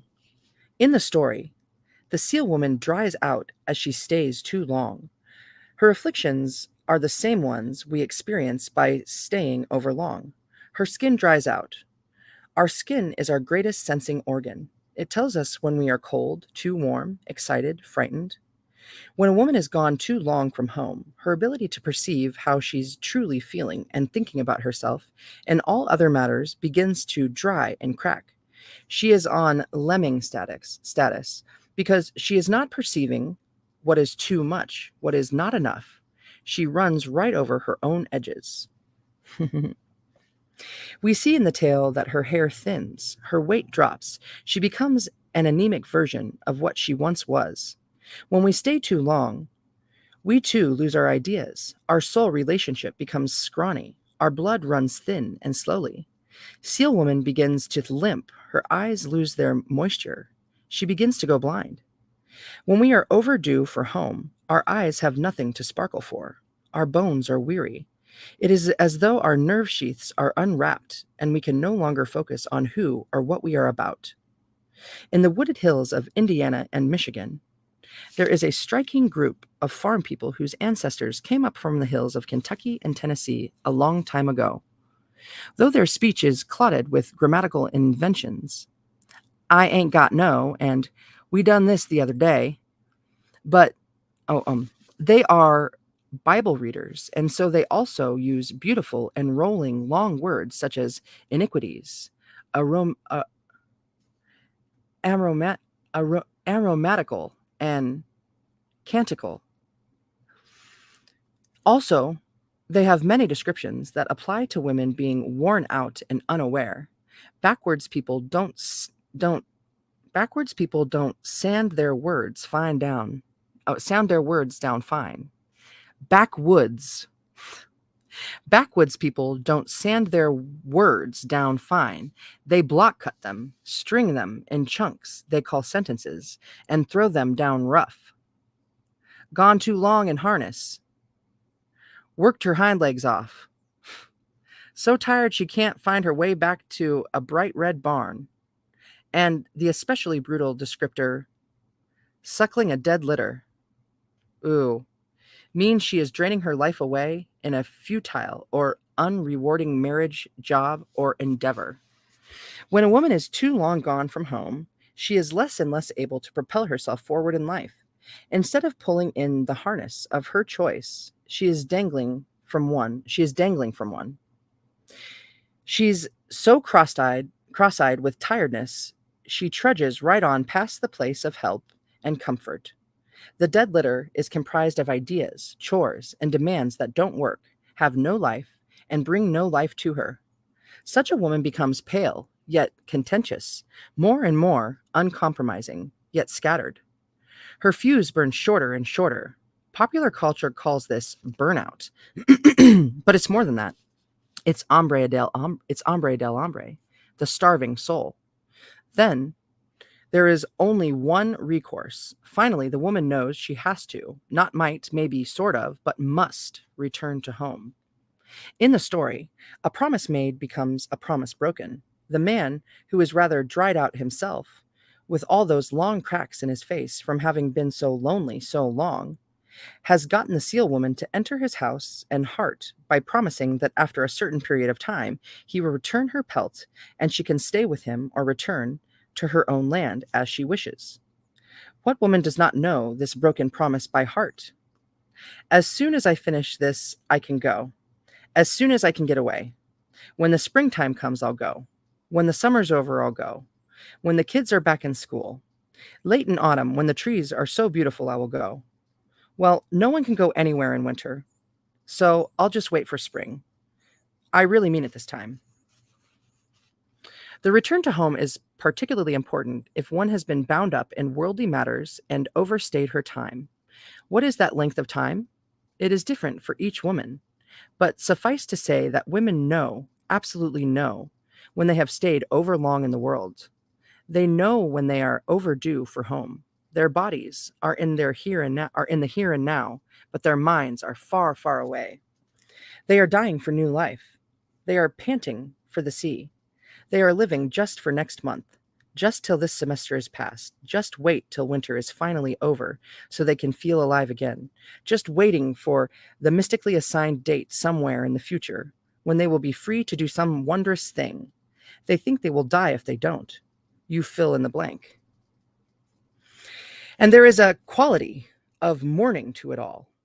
There is angst, there is bereftness, there is wistfulness, there is longing, there is plucking at threads in one's shirt and staring long from windows.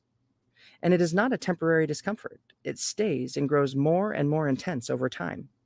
Yet women continue in their day-to-day routines, looking sheepish, acting guilty and smirky. Yes, yes, yes, I know, they say. I should, but it is the buts in their sentences that are the dead giveaways that they have stayed too long. An incompletely initiated woman in this depleted state erroneously thinks she is deriving more spiritual credit by staying than she thinks she will gain by going. Others are caught up in, as they say in Mexico, dar a algo un trillón fuerte, always tugging at the sleeve of the Virgin, meaning they are working hard and ever harder to prove that they are acceptable, that they are good people. But there are other reasons for this divided woman. She is not used to letting others take the oars. She may be a practitioner of kidlit, which is a litany that goes like this: but my kids need this, my kids need that, etc. She does not realize that by sacrificing her need for return, she teaches her children to make the very same sacrifices of their own needs once they are grown. Some women are afraid that those around them will not understand their need for return, and not all may. But the woman must understand this herself. When a woman goes home according to her own cycles, others around her are given their own individuation work, their own vital issues to deal with. Her return to home allows others' growth and development too. Among wolves, there are no such divided feelings about going and staying, for they work, whelp, rest, and rove in cycles. They are part of a group that shares in working and caregiving while others take time away. It is a good way to live. It is a way to live that has all the integrity of the wild feminine.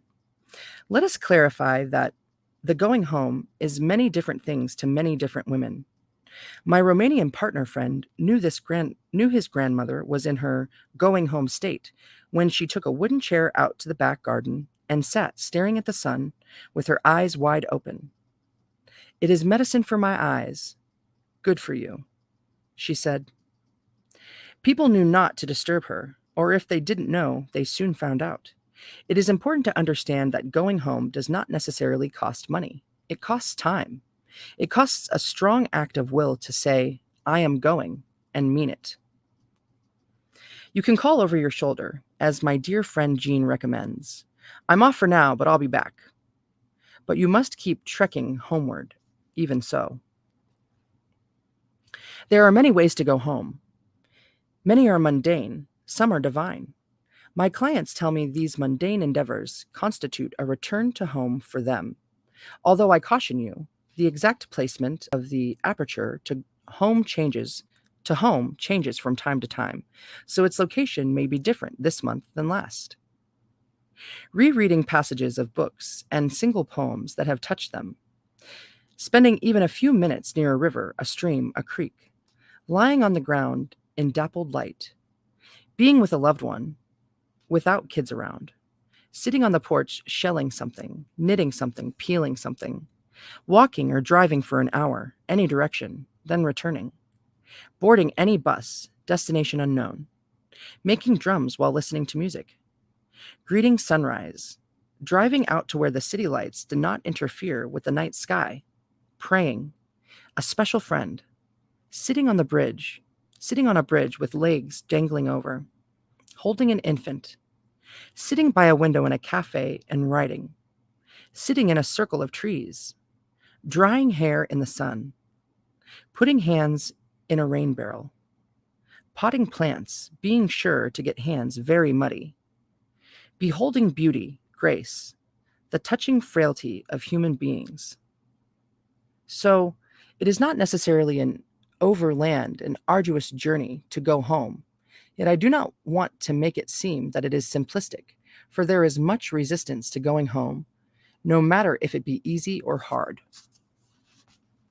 That was beautiful.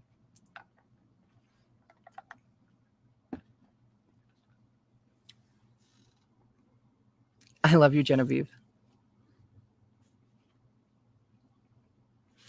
So, it is not necessarily an overland and arduous journey to go home. Yet, oh wait, I said that.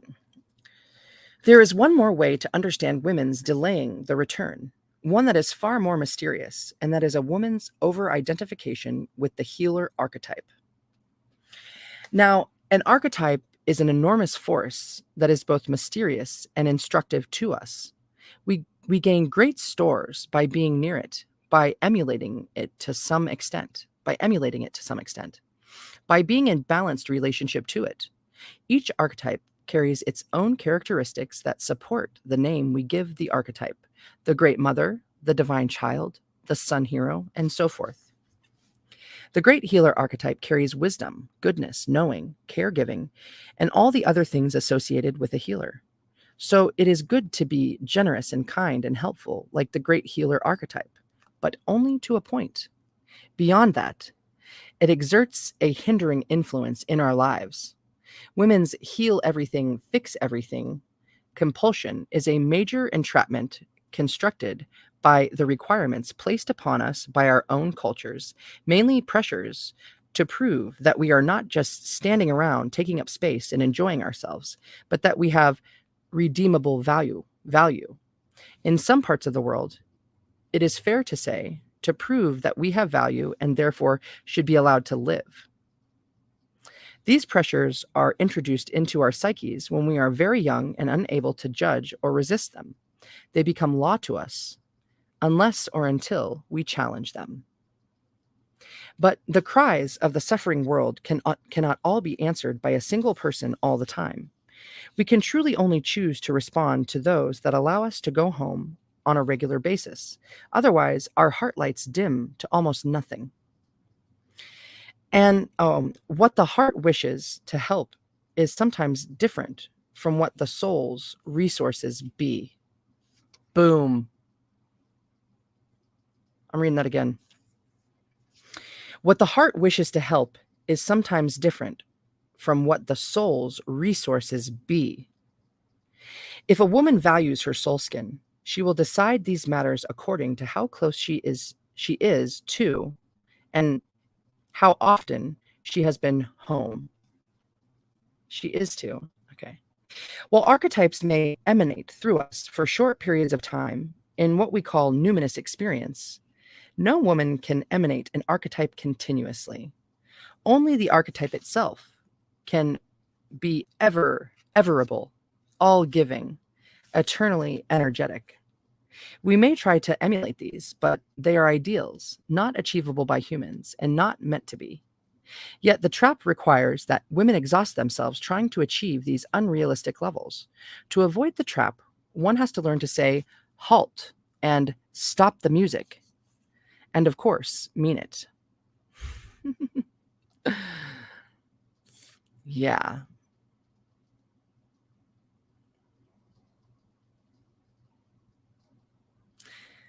Man. This is so good. We're learning at the same time, Genevieve, and you are helping me grow too. I appreciate you so much. I love you.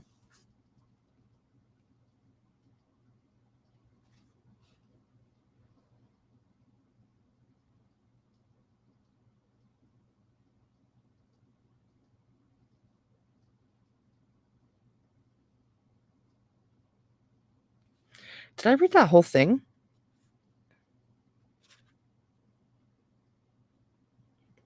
No, and of course mean it. All right. A woman has to go away and be with herself and look into how she came to be trapped in an archetype to begin with.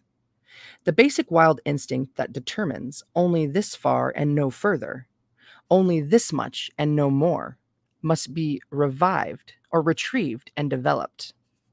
This is how a woman keeps her bearings. It is preferable to go home for a while, even if it causes others to be irritated, rather than to stay and deteriorate, and then finally crawl away in tatters. So, women who are tired, temporarily sick of the world, who are afraid to take time off, afraid to stop, wake up already. Lay a blanket over the banging gong that cries for you to infinitely help this, help that, help this other thing. It will be there to uncover again, if you wish it so, when you come back. If we do not go home when it is time, we lose our focus. Finding the skin again, putting it on, patting it tight, going home again helps us to be more effective when we return. There is a saying, you can't go home again. It's not true. While you cannot crawl back into the uterus again, you can return to the soul home. It is not only possible, it is requisite. Boom. Amen. And we have to stop lighting ourselves on fire so others can stay warm. Cutting loose, diving in. What is homing? What is homing? It is the instinct to return, to go to the place we remember. It is the ability to find, whether in dark or in daylight, one's home place. We all know how to return home. No matter how long it's been, we find our way. We go through the night over strange land, through tribes of strangers, without maps, and asking of the odd personages we meet along the road, What is the way? The way. My friend Pam and I were talking about the way on Monday.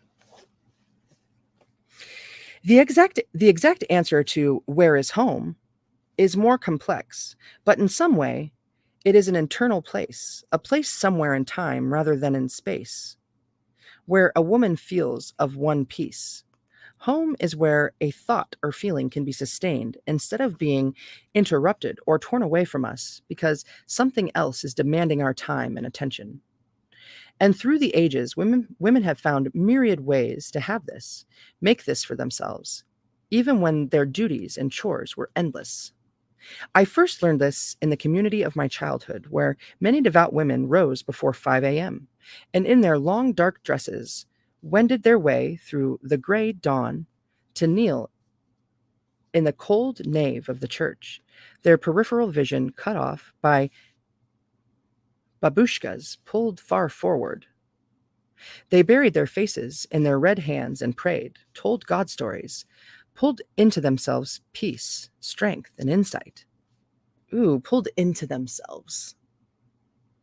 Oftentimes, my aunt Katerin, uh, Katerin took me with her. When once I said, "It is so quiet and pretty here," she winked as she shushed me. "Don't tell anyone. It's a very important secret." And so it was, for on the walking path to church at dawn and in the dim interior of the church itself were the only two places of that time where it was forbidden to disturb a woman. Hmm.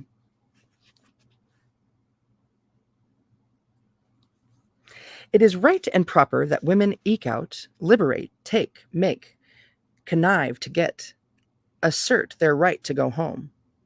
Home is a sustained mood or sense that allows us to experience feelings not necessarily sustained in the mundane world. Wonder, wonder, vision, peace, freedom from worry, freedom from demands, freedom from constant clacking. All these treasures from home are meant to be cached in the psyche for later use in the topside world. Although there are many physical places one can go to feel her way back to this special home, the physical place itself is not home. It is only the vehicle that rocks the ego to sleep so that we can go the rest of the way by ourselves. The vehicles through and by which women reach home are mainly music, art, forest, ocean spoon, sunrise, solitude, or all of the above. These take us home to a nutritive inner world that has ideas, order, and sustenance all of its own.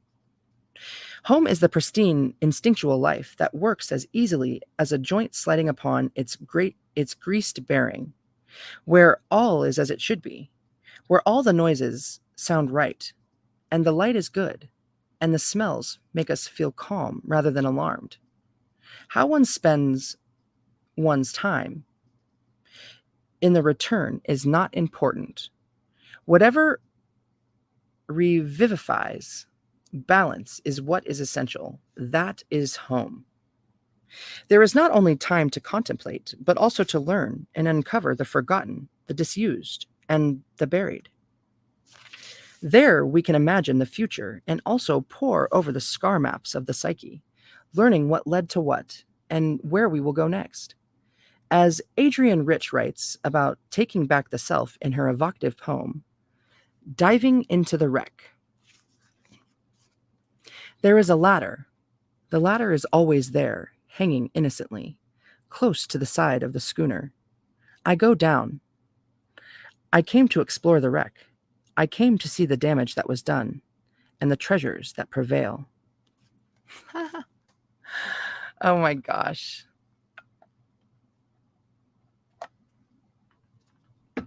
Highly sensitive people are susceptible to burnout and feeling overwhelmed. We have a set realistic expectations for ourselves and love ourselves unconditionally. Totally, I feel that. You know what? I do feel determined to finish this book today, even if it takes me 4 hours, which it won't. But my water's almost gone, or it's getting close, and I have to pee. So I'm going to do both of those things just now. So enjoy the background, and then I'm going to get right back in after that little poem bit, okay? Oh, glasses off. Off I go.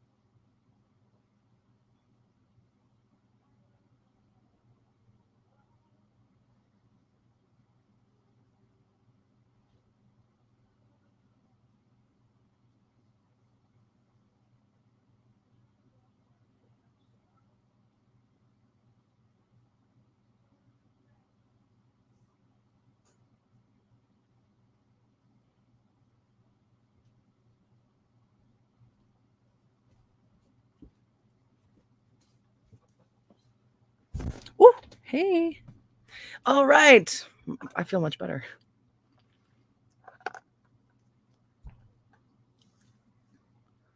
Hey, thanks for saying that, Dad. I appreciate that. This book, I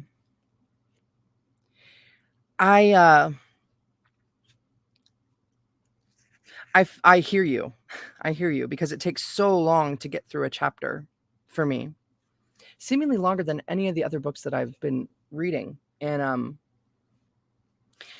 but it really bothers me when each video isn't a full chapter. Hey, I bet I could come to terms with that though. But I'm getting pretty close. I think there's only about 10 pages left in this chapter. So yeah, we'll be all right. I totally appreciate that though. Thank you. Okay. I feel way more relaxed too from using the bathroom. All right. The most important thing I can tell you about the timing of this home cycle is this. When it's time, it's time. Even if you're not ready, even if things are undone, even if today your ship is coming in. When it's time, it's time. Seal Woman returns to the sea, not because she feels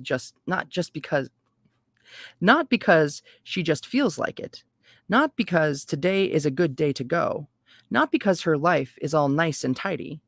There is no nice and tidy time for anyone. She goes because it is time, and therefore she must.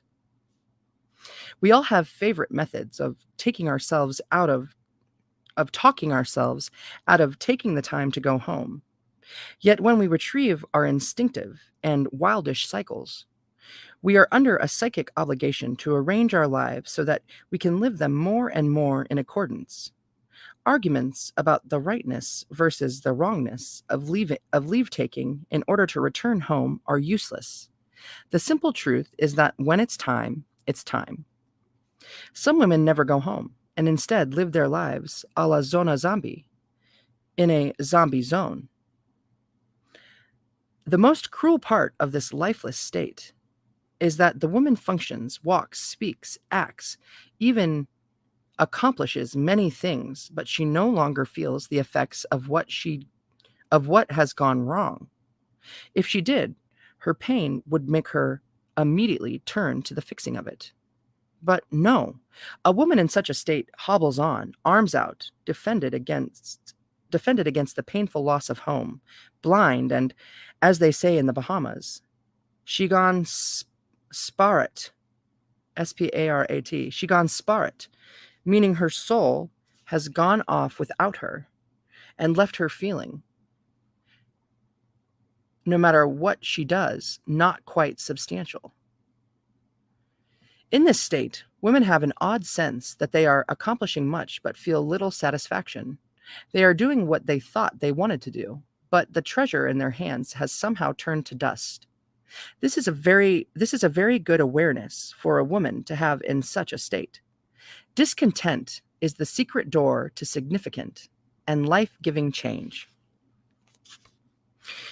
Women I've worked with who have not been home in 20 or more years always weep upon first setting foot on that psychic ground again. For various reasons, which seemed like good ones at the time, they spent years accepting permanent exile from the homeland. They forgot how immensely good it is for rain to fall on dry earth. For some, home is the taking up of an endeavor of some sort. Women begin to sing again after years of finding reason not to. Genevieve. They commit themselves to learn something they've been heartfelt about for a long time. They seek out the lost people and things in their lives. They take back their voices and write. They rest. They make some corner of the world their own. I always say that, holding it down in my own corner of the world. We just got to hold it down in our own corners of the world. They execute immense or intense decisions. They do something that leaves footprints. For some, home is a forest, a desert, a sea. In truth, home is holographic. In truth, this world is holographic.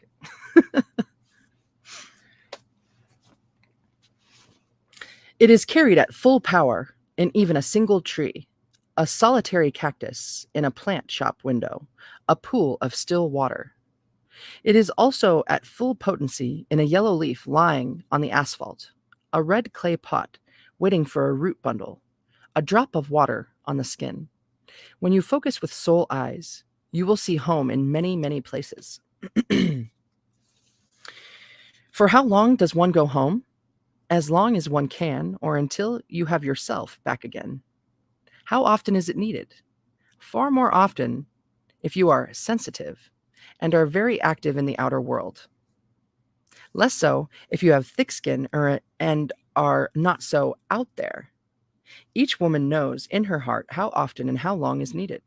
It is a matter of assessing the condition of the shrine of one's eyes, the vibrancy of one's mood, the vitality of one's senses. Yeah.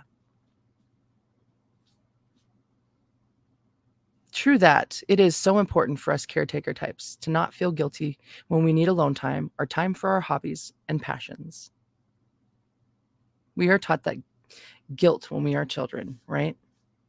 And so are our parents. Yeah.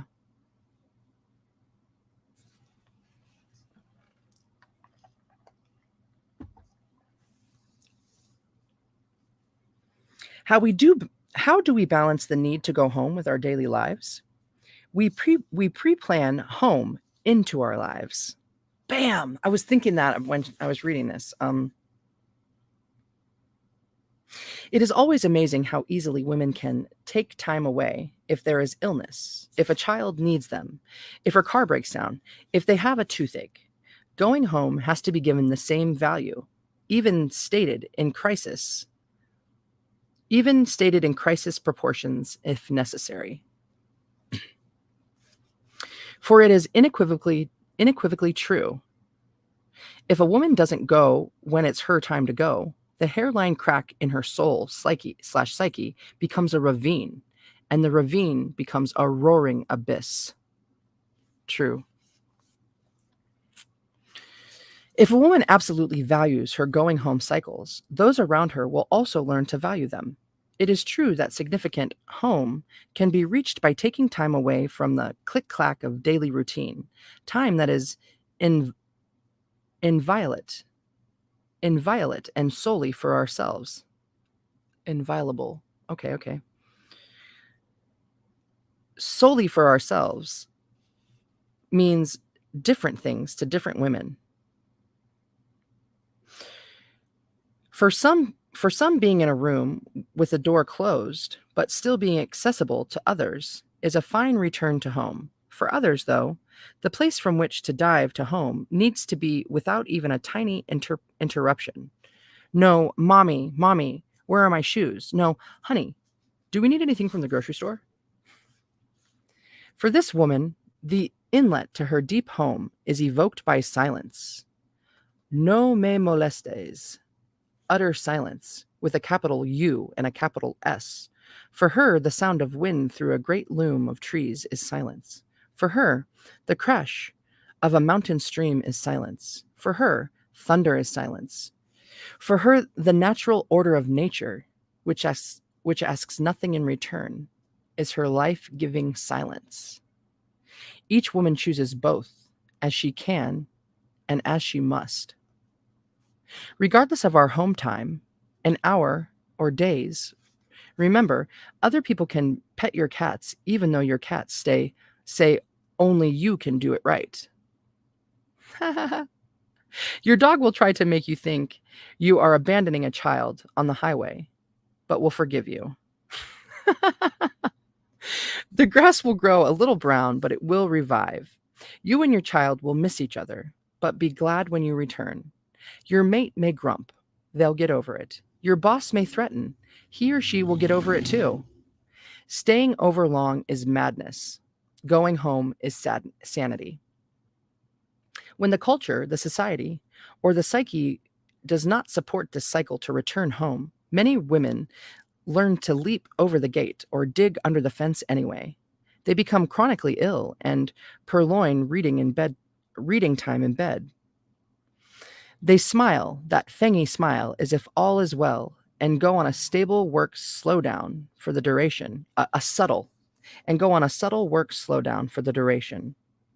When the cycle to return home is disturbed in women, many feel that in order to free themselves to go, they must pick a fight with their boss, their children, their parents, or their mate in order to assert their psychic needs.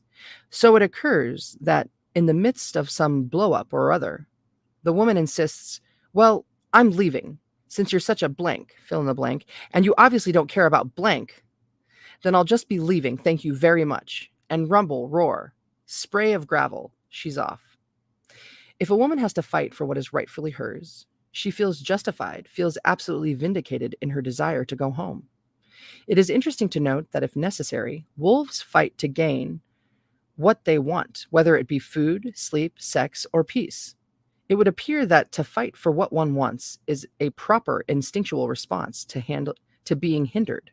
However, for many women, the fight must also or only be fought inside, battled out against the entire internal complex that negates her need to begin with. You can also push an aggressive culture back much better once you've gone home and come back. Right? Yeah. If you have to battle each time you go, your relationships with those close to you may need to be weighed carefully. If you can, it is better to teach your people that you will be more and also different when you return, that you are not abandoning them, but learning yourself anew and bringing yourself back to your real life.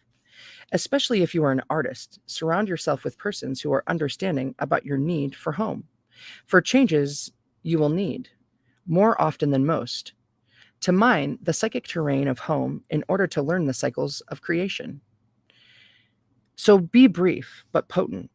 My friend Normandy, a gifted writer, says she's practiced and gotten it down to this: I am going. These are the best words ever. Say them, then go.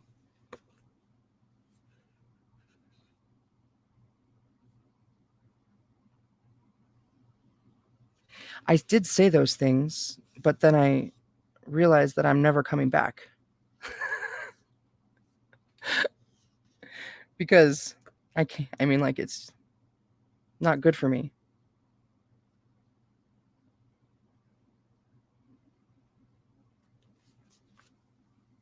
Different women have different criteria for what constitutes a useful and or necessary length of time spent home. Most of us cannot always go for as long as we want. So we go for as long as we can. Now and then we go for as long as we must. Other times we go until we miss what we left. Sometimes we dip in, dip out, dip in again in bursts. Most women who are coming back into their natural cycles again alternate between these, balancing out circumstances and need. One thing is sure, it's a good idea to keep a little valise at the door, just in case. VALISE, looking it up. And then turn the page. Valise.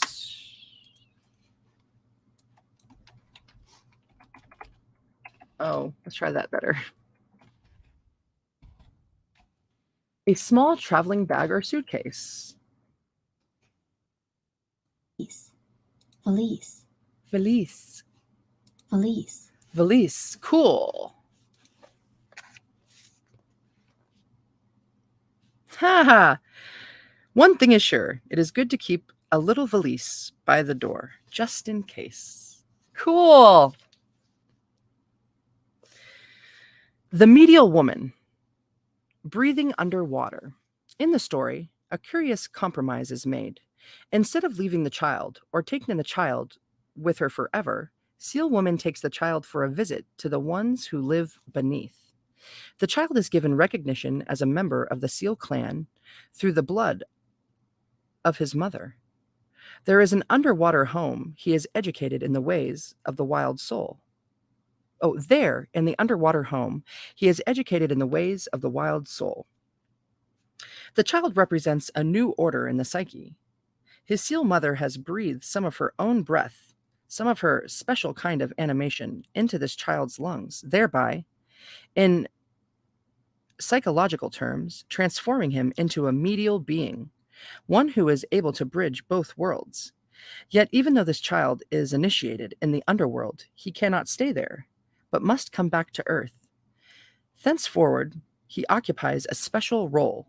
The child who has dived down and resurfaced is not wholly ego, not wholly so, but somewhere in between.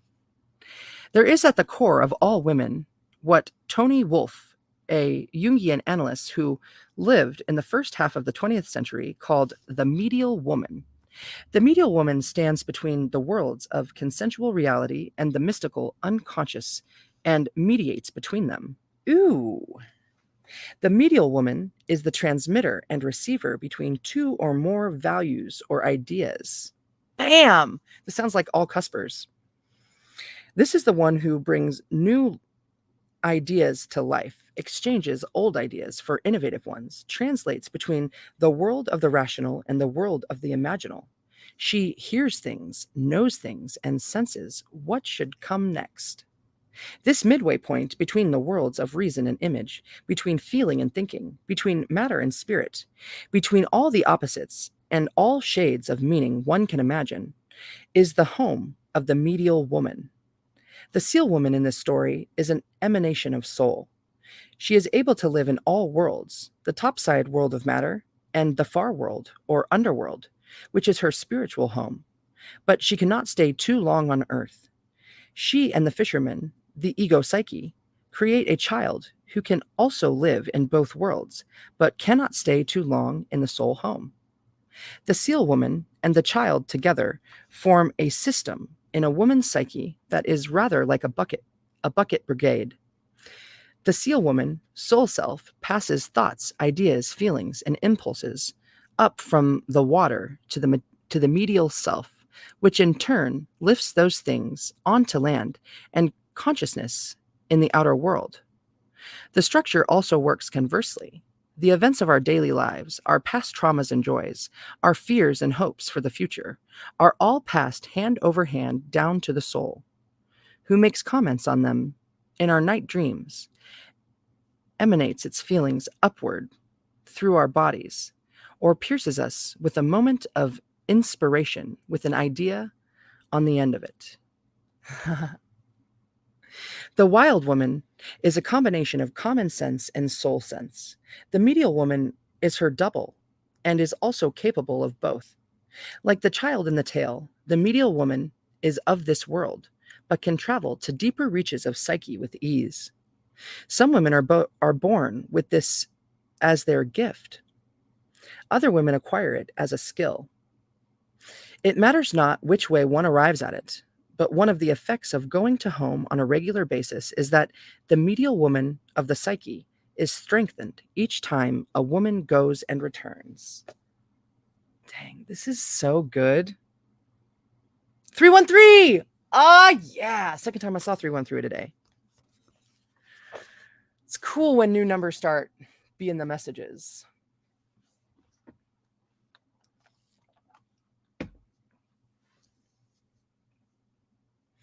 Surfacing.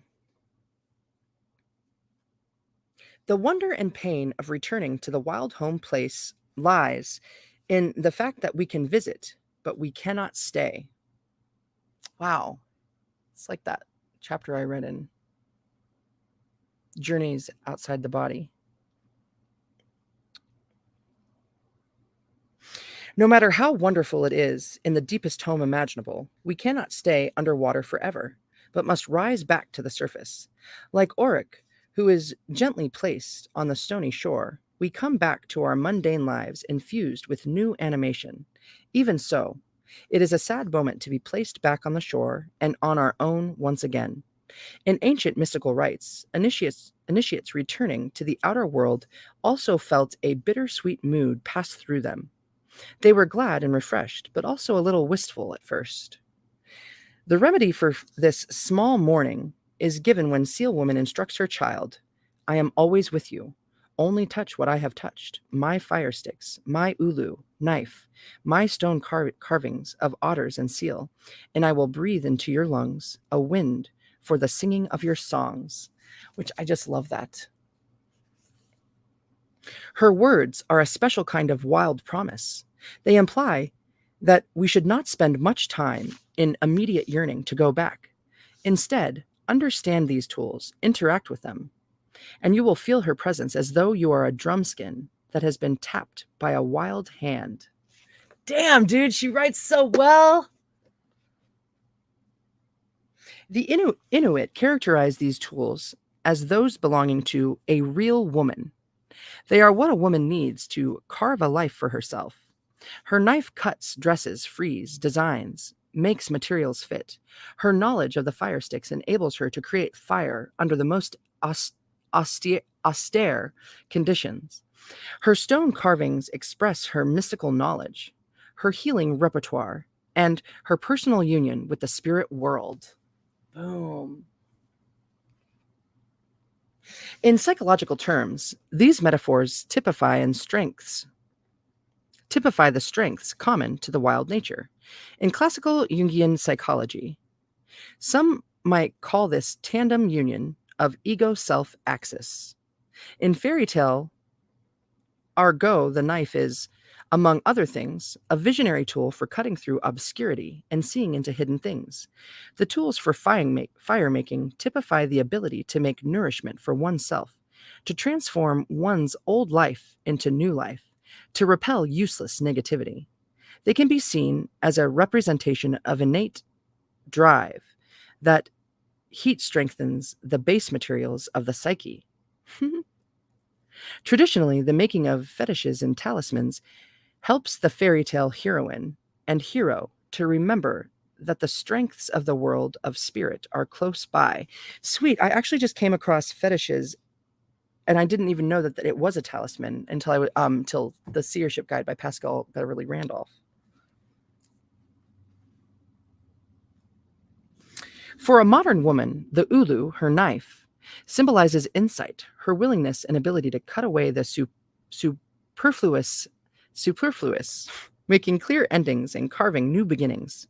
Her fire making declares her ability to rise from failure, to create passion in her own behalf, to burn something to the ground if necessary. Her stone carvings embody her memory of her own wild consciousness, her union with the natural instinctual life. Like the seal woman's child, we learn that to come close to the soul mother's creation is to be filled with her. Even though she has gone to her own people, her full force can be felt through the feminine powers of insight, passion, and connection to the wild nature. Her promise is that if we make contact with the tools of psychic strength, we will feel her pneumena. Her breath will enter our breath, and we will be filled with the sacred wind for singing. The old Inuit say that the breath of a god and the breath of a human, when co-mingled, cause a person to create an intense and holy poetry. That's awesome. It is that holy poetry and singing we are after. We want powerful words and songs that can be heard underwater and over land. It is the wild singing we are after. Our chance to use the wild language we are learning by heart under the sea. When a woman speaks her truth, fires up her intention and feeling, stays tight with the instinctive nature, she is singing. She is living in the wild breath stream of the soul. To live this way is a cycle in itself, one meant to go on, go on, go on.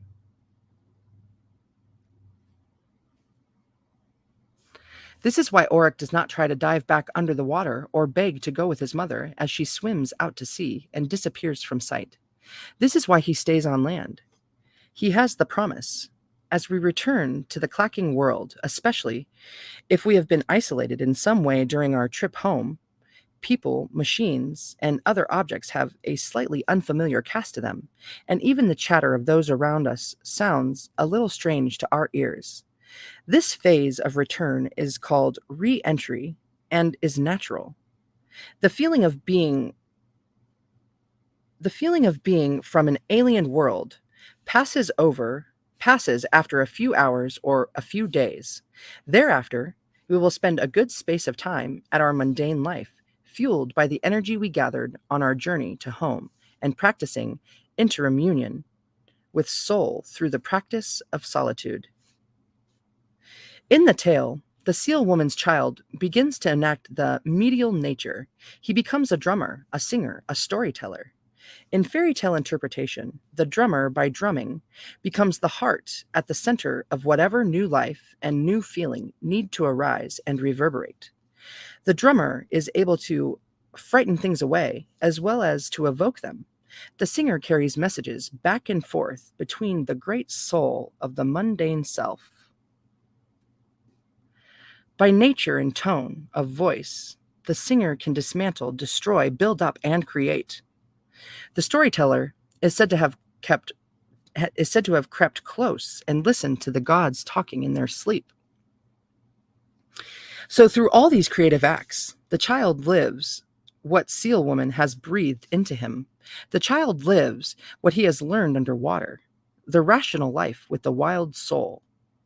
We find ourselves then filled with drum beats, filled with singing, filled with listening and saying our own words, new poems, new ways of seeing, new ways of acting and thinking. Instead of trying to make the magic last, we just live. Instead of resisting or dreading our chosen work, we move into it fluidly, alive, filled with new notions, and curious to see what happens next. After all, the person who has returned to home has survived being carried out to sea by the great seal spirits. The practice of intentional solitude. In the gray mists of morning, the now grown child kneels on a rock in the sea and converses with none other than the seal woman. This intentional and daily practice of solitude and communing allows him to be near home in a critical way, not only by diving down to the soul place for more sustained periods of time, but just as important, by being able to call the soul back up to the topside world for brief periods.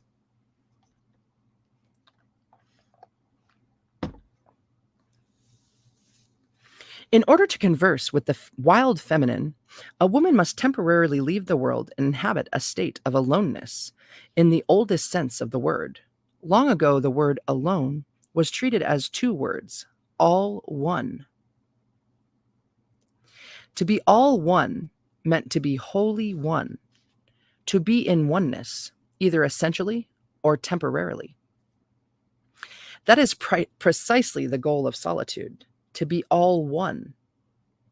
It is the cure for the frazzled state so common to modern women, the one that makes her, as the old saying goes, leap onto her horse and ride off in all directions. Solitude is not an absence of energy or action, as some believe, but is rather a boon of wild provisions transmitted to us from the soul. In ancient times, as recorded by physician healers, religious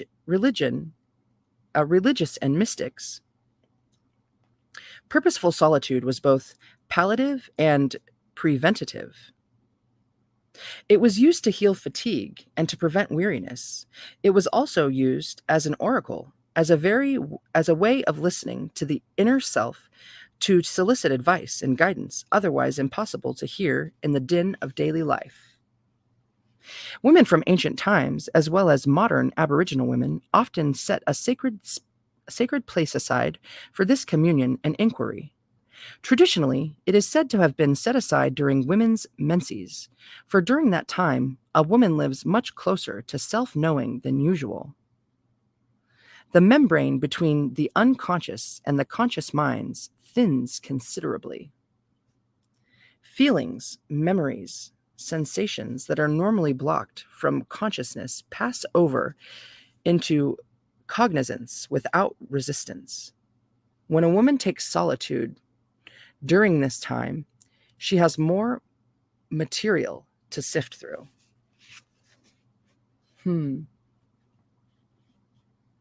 timeline of my own cycle coincides with like so many big emotional moments that have happened in my life, confrontations, overwhelming emotions that I couldn't push away anymore.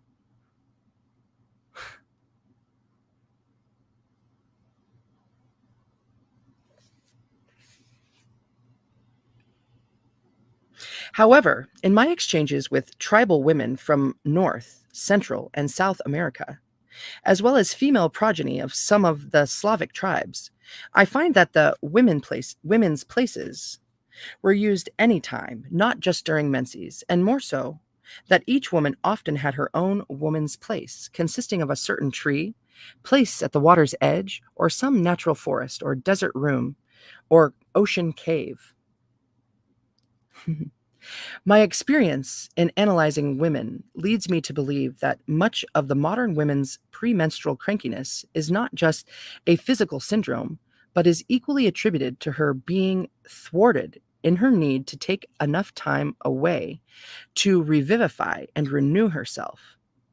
I always laugh when I hear someone quoting early anthropologists who claimed that menstruating women of various tribes were considered unclean and forced to leave the village until they were over it.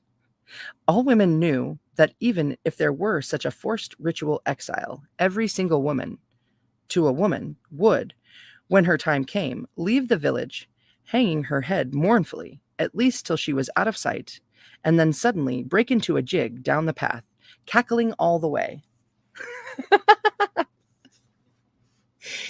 As in the tale, if we establish a regular practice of intentional solitude, we invite a conversation between ourselves and the wild soul that comes near to our shore. We do this not only just to be near the wild and soulful nature, but as in the mystical tradition since time out of mind, the purpose of this union is for us to ask questions and for the soul to advise. How does one call up the soul? There are many ways. Through meditation or in the rhythms of running, drumming, singing, writing, painting, music making, visions of great beauty, prayer, contemplation, rite and ritual, standing still, even embracing moods and even entrancing moods and ideas. All are psychic summonses that call the soul up from its dwelling place. However, I advocate using those methods that require no props, no special location, and that can be accomplished as easily in a minute as in a day. This means using one's mind to summon the soul self. Everyone has at least one familiar state of mind in which to effect this kind of solitude.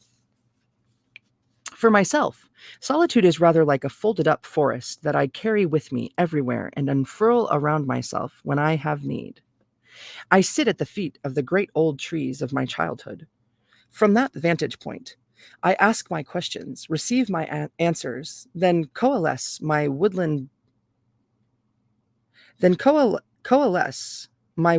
back down to the size of a love note. Till next time. The experience is immediate, brief, and informative. Wow. Truly, the only thing one needs for intentional solitude is the ability to tune out distractions. A woman can learn to detach from other people, noise, and chatter, no matter if she is in the midst of a contentious board meeting, no matter if she's being stalked by a horse that needs to be cleaned. What? No matter if she is being stalked by a house that needs to be cleaned by bulldozer, no matter if she is surrounded by 80 loquacious relatives, fighting, singing, and dancing their way through a three-day wake.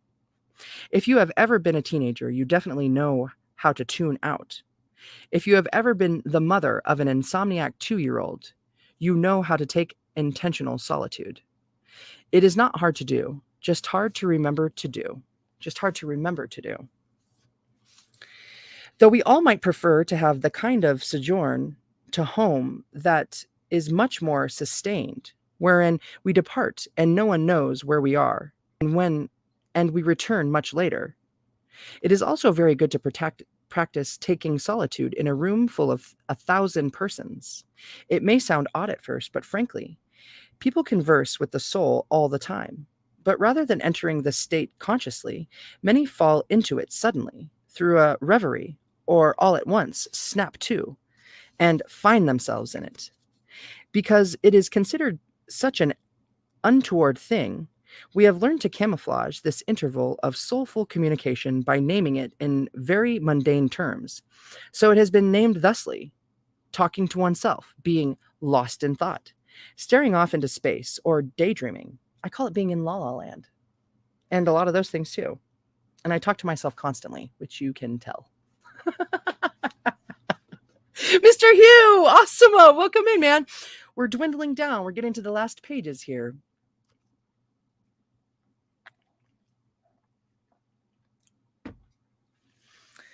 This euphemistic language is inculcated by many segments of our culture, and unfortunately, we are taught from childhood onward to feel embarrassed if found communing with soul, and especially in pedestrian environs such as work or school.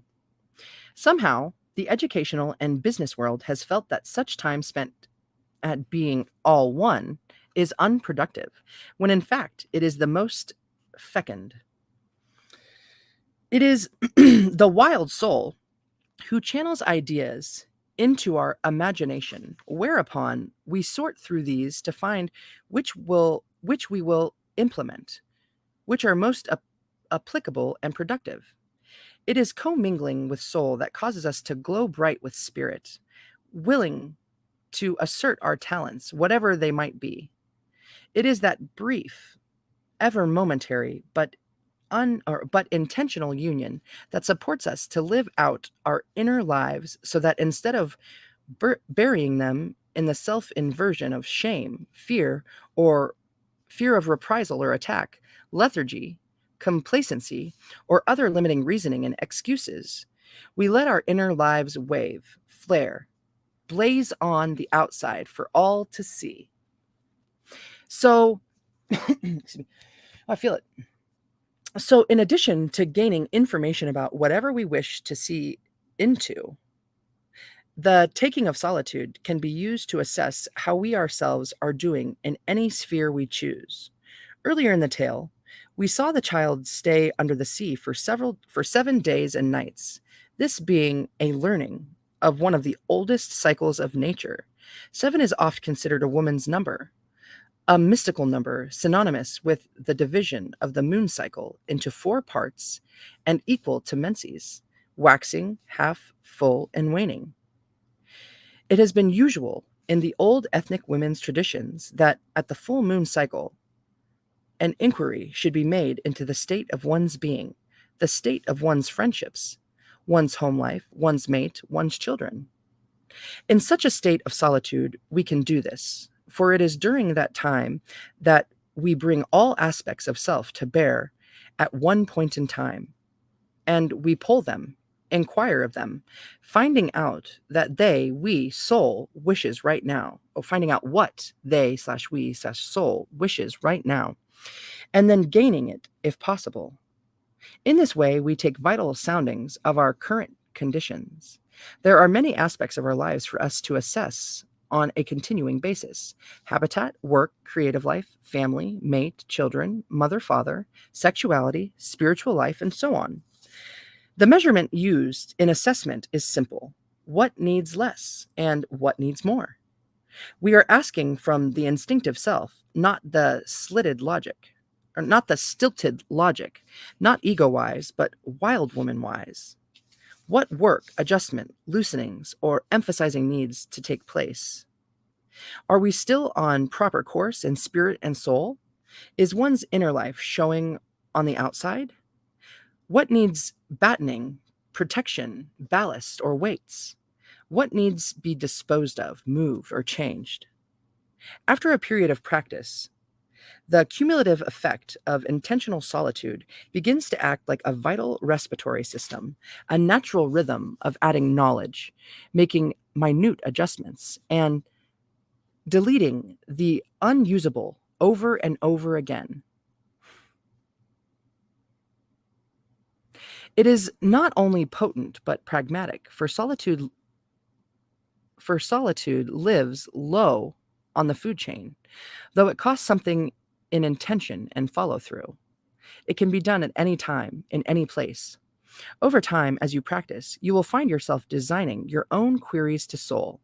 Sometimes you may have only one question. Other times you may have none whatsoever, and just wish to rest on the rock near the soul, breathing together.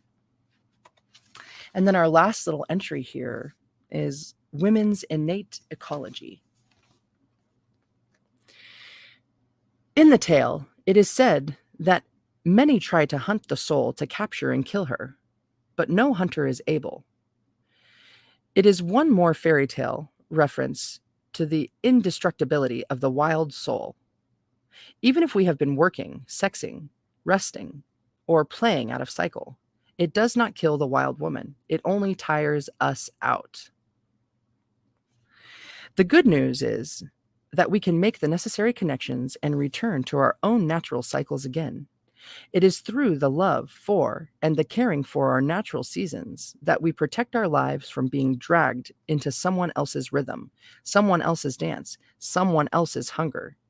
It is through validation of our distinct cycles for sex, creation, rest, play, and work that we relearn to define and discriminate between all our wild senses and seasons. We know that we cannot live the confiscated life. We know there is a time when the things of men and the people and things of the world must be left for a while. We have learned that we are like amphibians. We can live on land, but not forever, not without trips to the water and to home. Overly civilized and overly oppressive cultures try to keep women from returning home. Too often, she is warned away from the water until she is thin as a dime and dimmed in light. But when the call for extended leave to home comes, a part of her always hears, has been waiting to hear. When the call to home comes, she will follow, has been secretly or not so secretly preparing to follow. She and all the allies of her inner psyche will restore her ability to return. This empowering process does not apply to just a woman here and a woman there. It applies to all of us. Everyone becomes snagged by land commitments, yet the old one out in the sea calls everyone. Everyone must return. None of these ways to return home are dependent on economics, social status, education, or physical mobility. Even if we can see only one blade of grass, even if we have only a quarter foot of sky to scry, even if we have only a rangy weed coming up through a crack in the sidewalk, we can see our cycles in and with nature. We can all swim out to sea. We can all commune with the seal from the rock.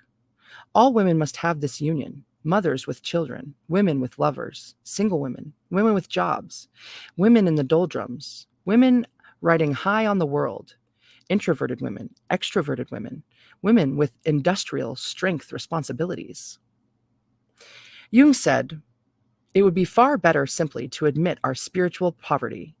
When spirit becomes heavy, it turns to water. Therefore, the way of the soul leads to the water." That one's got to be a 22, right? The return to home and the intervals of conversing with the seal from the rock in the sea are our acts of innate and integral ecology, for they all are a return to the water, a meeting with a wild friend, the one who above all others loves us unremittingly, unguardedly, and with profound endurance. We need only look into and learn from these soulful eyes that are wild and wise and loving. Boom, we did it! We made it through the big chapter. Dang. So good. I love this book. Thank you so much, Clarissa. You know, let's push this back.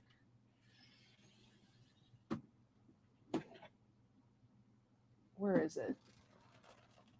Shit, was it already on that side? It was.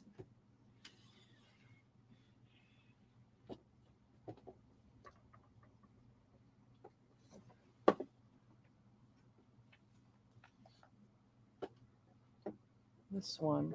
You can stay up, little fox, if you would. Yee. Boom. Okay, I want to see. I don't know if there are a seal in here. I think there is. I think I can see its face. I want to pull it out. I want to read it.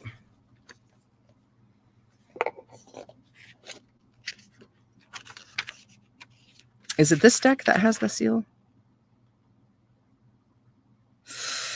Maybe not.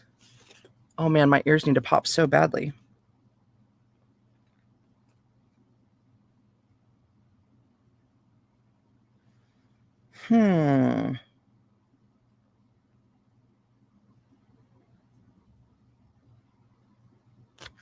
Wow, I guess it's not this deck. I wonder.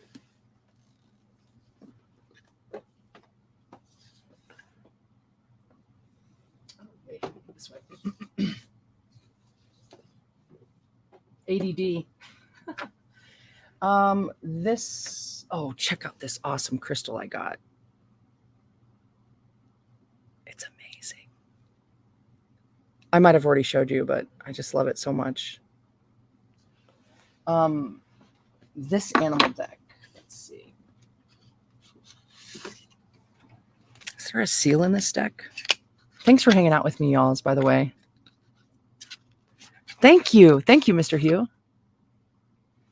I don't know.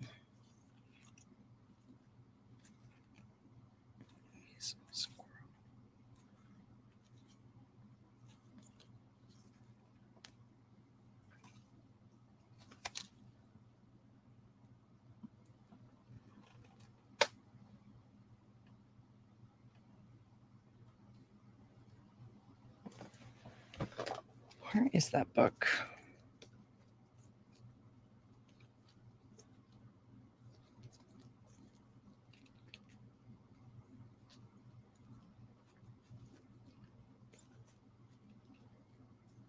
Ooh, I just had a good idea. I better write it down.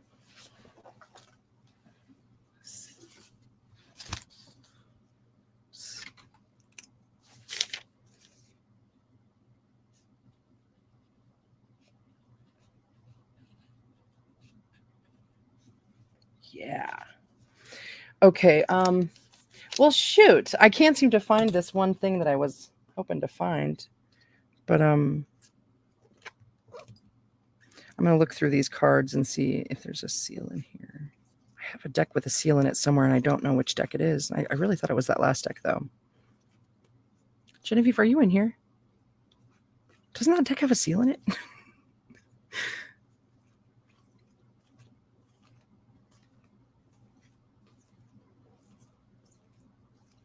Nope. Damn, Bean. All right. Well, anyhow, thanks for hanging out with me regardless. I totally appreciate y'all's. And I think I'm going to just look at one last thing. So yeah, do it like you feel it. Nothing shaking, really.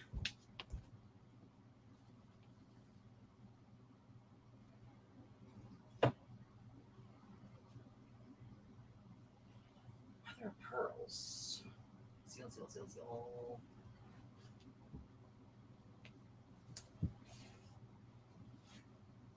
No, no, no, no, no, no, no. Bum, bum, bum, bum.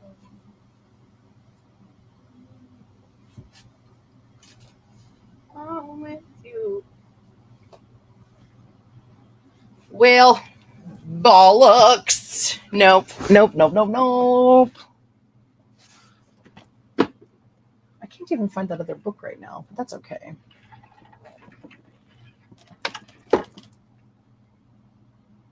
Anyhow, I love yous, and I appreciate you.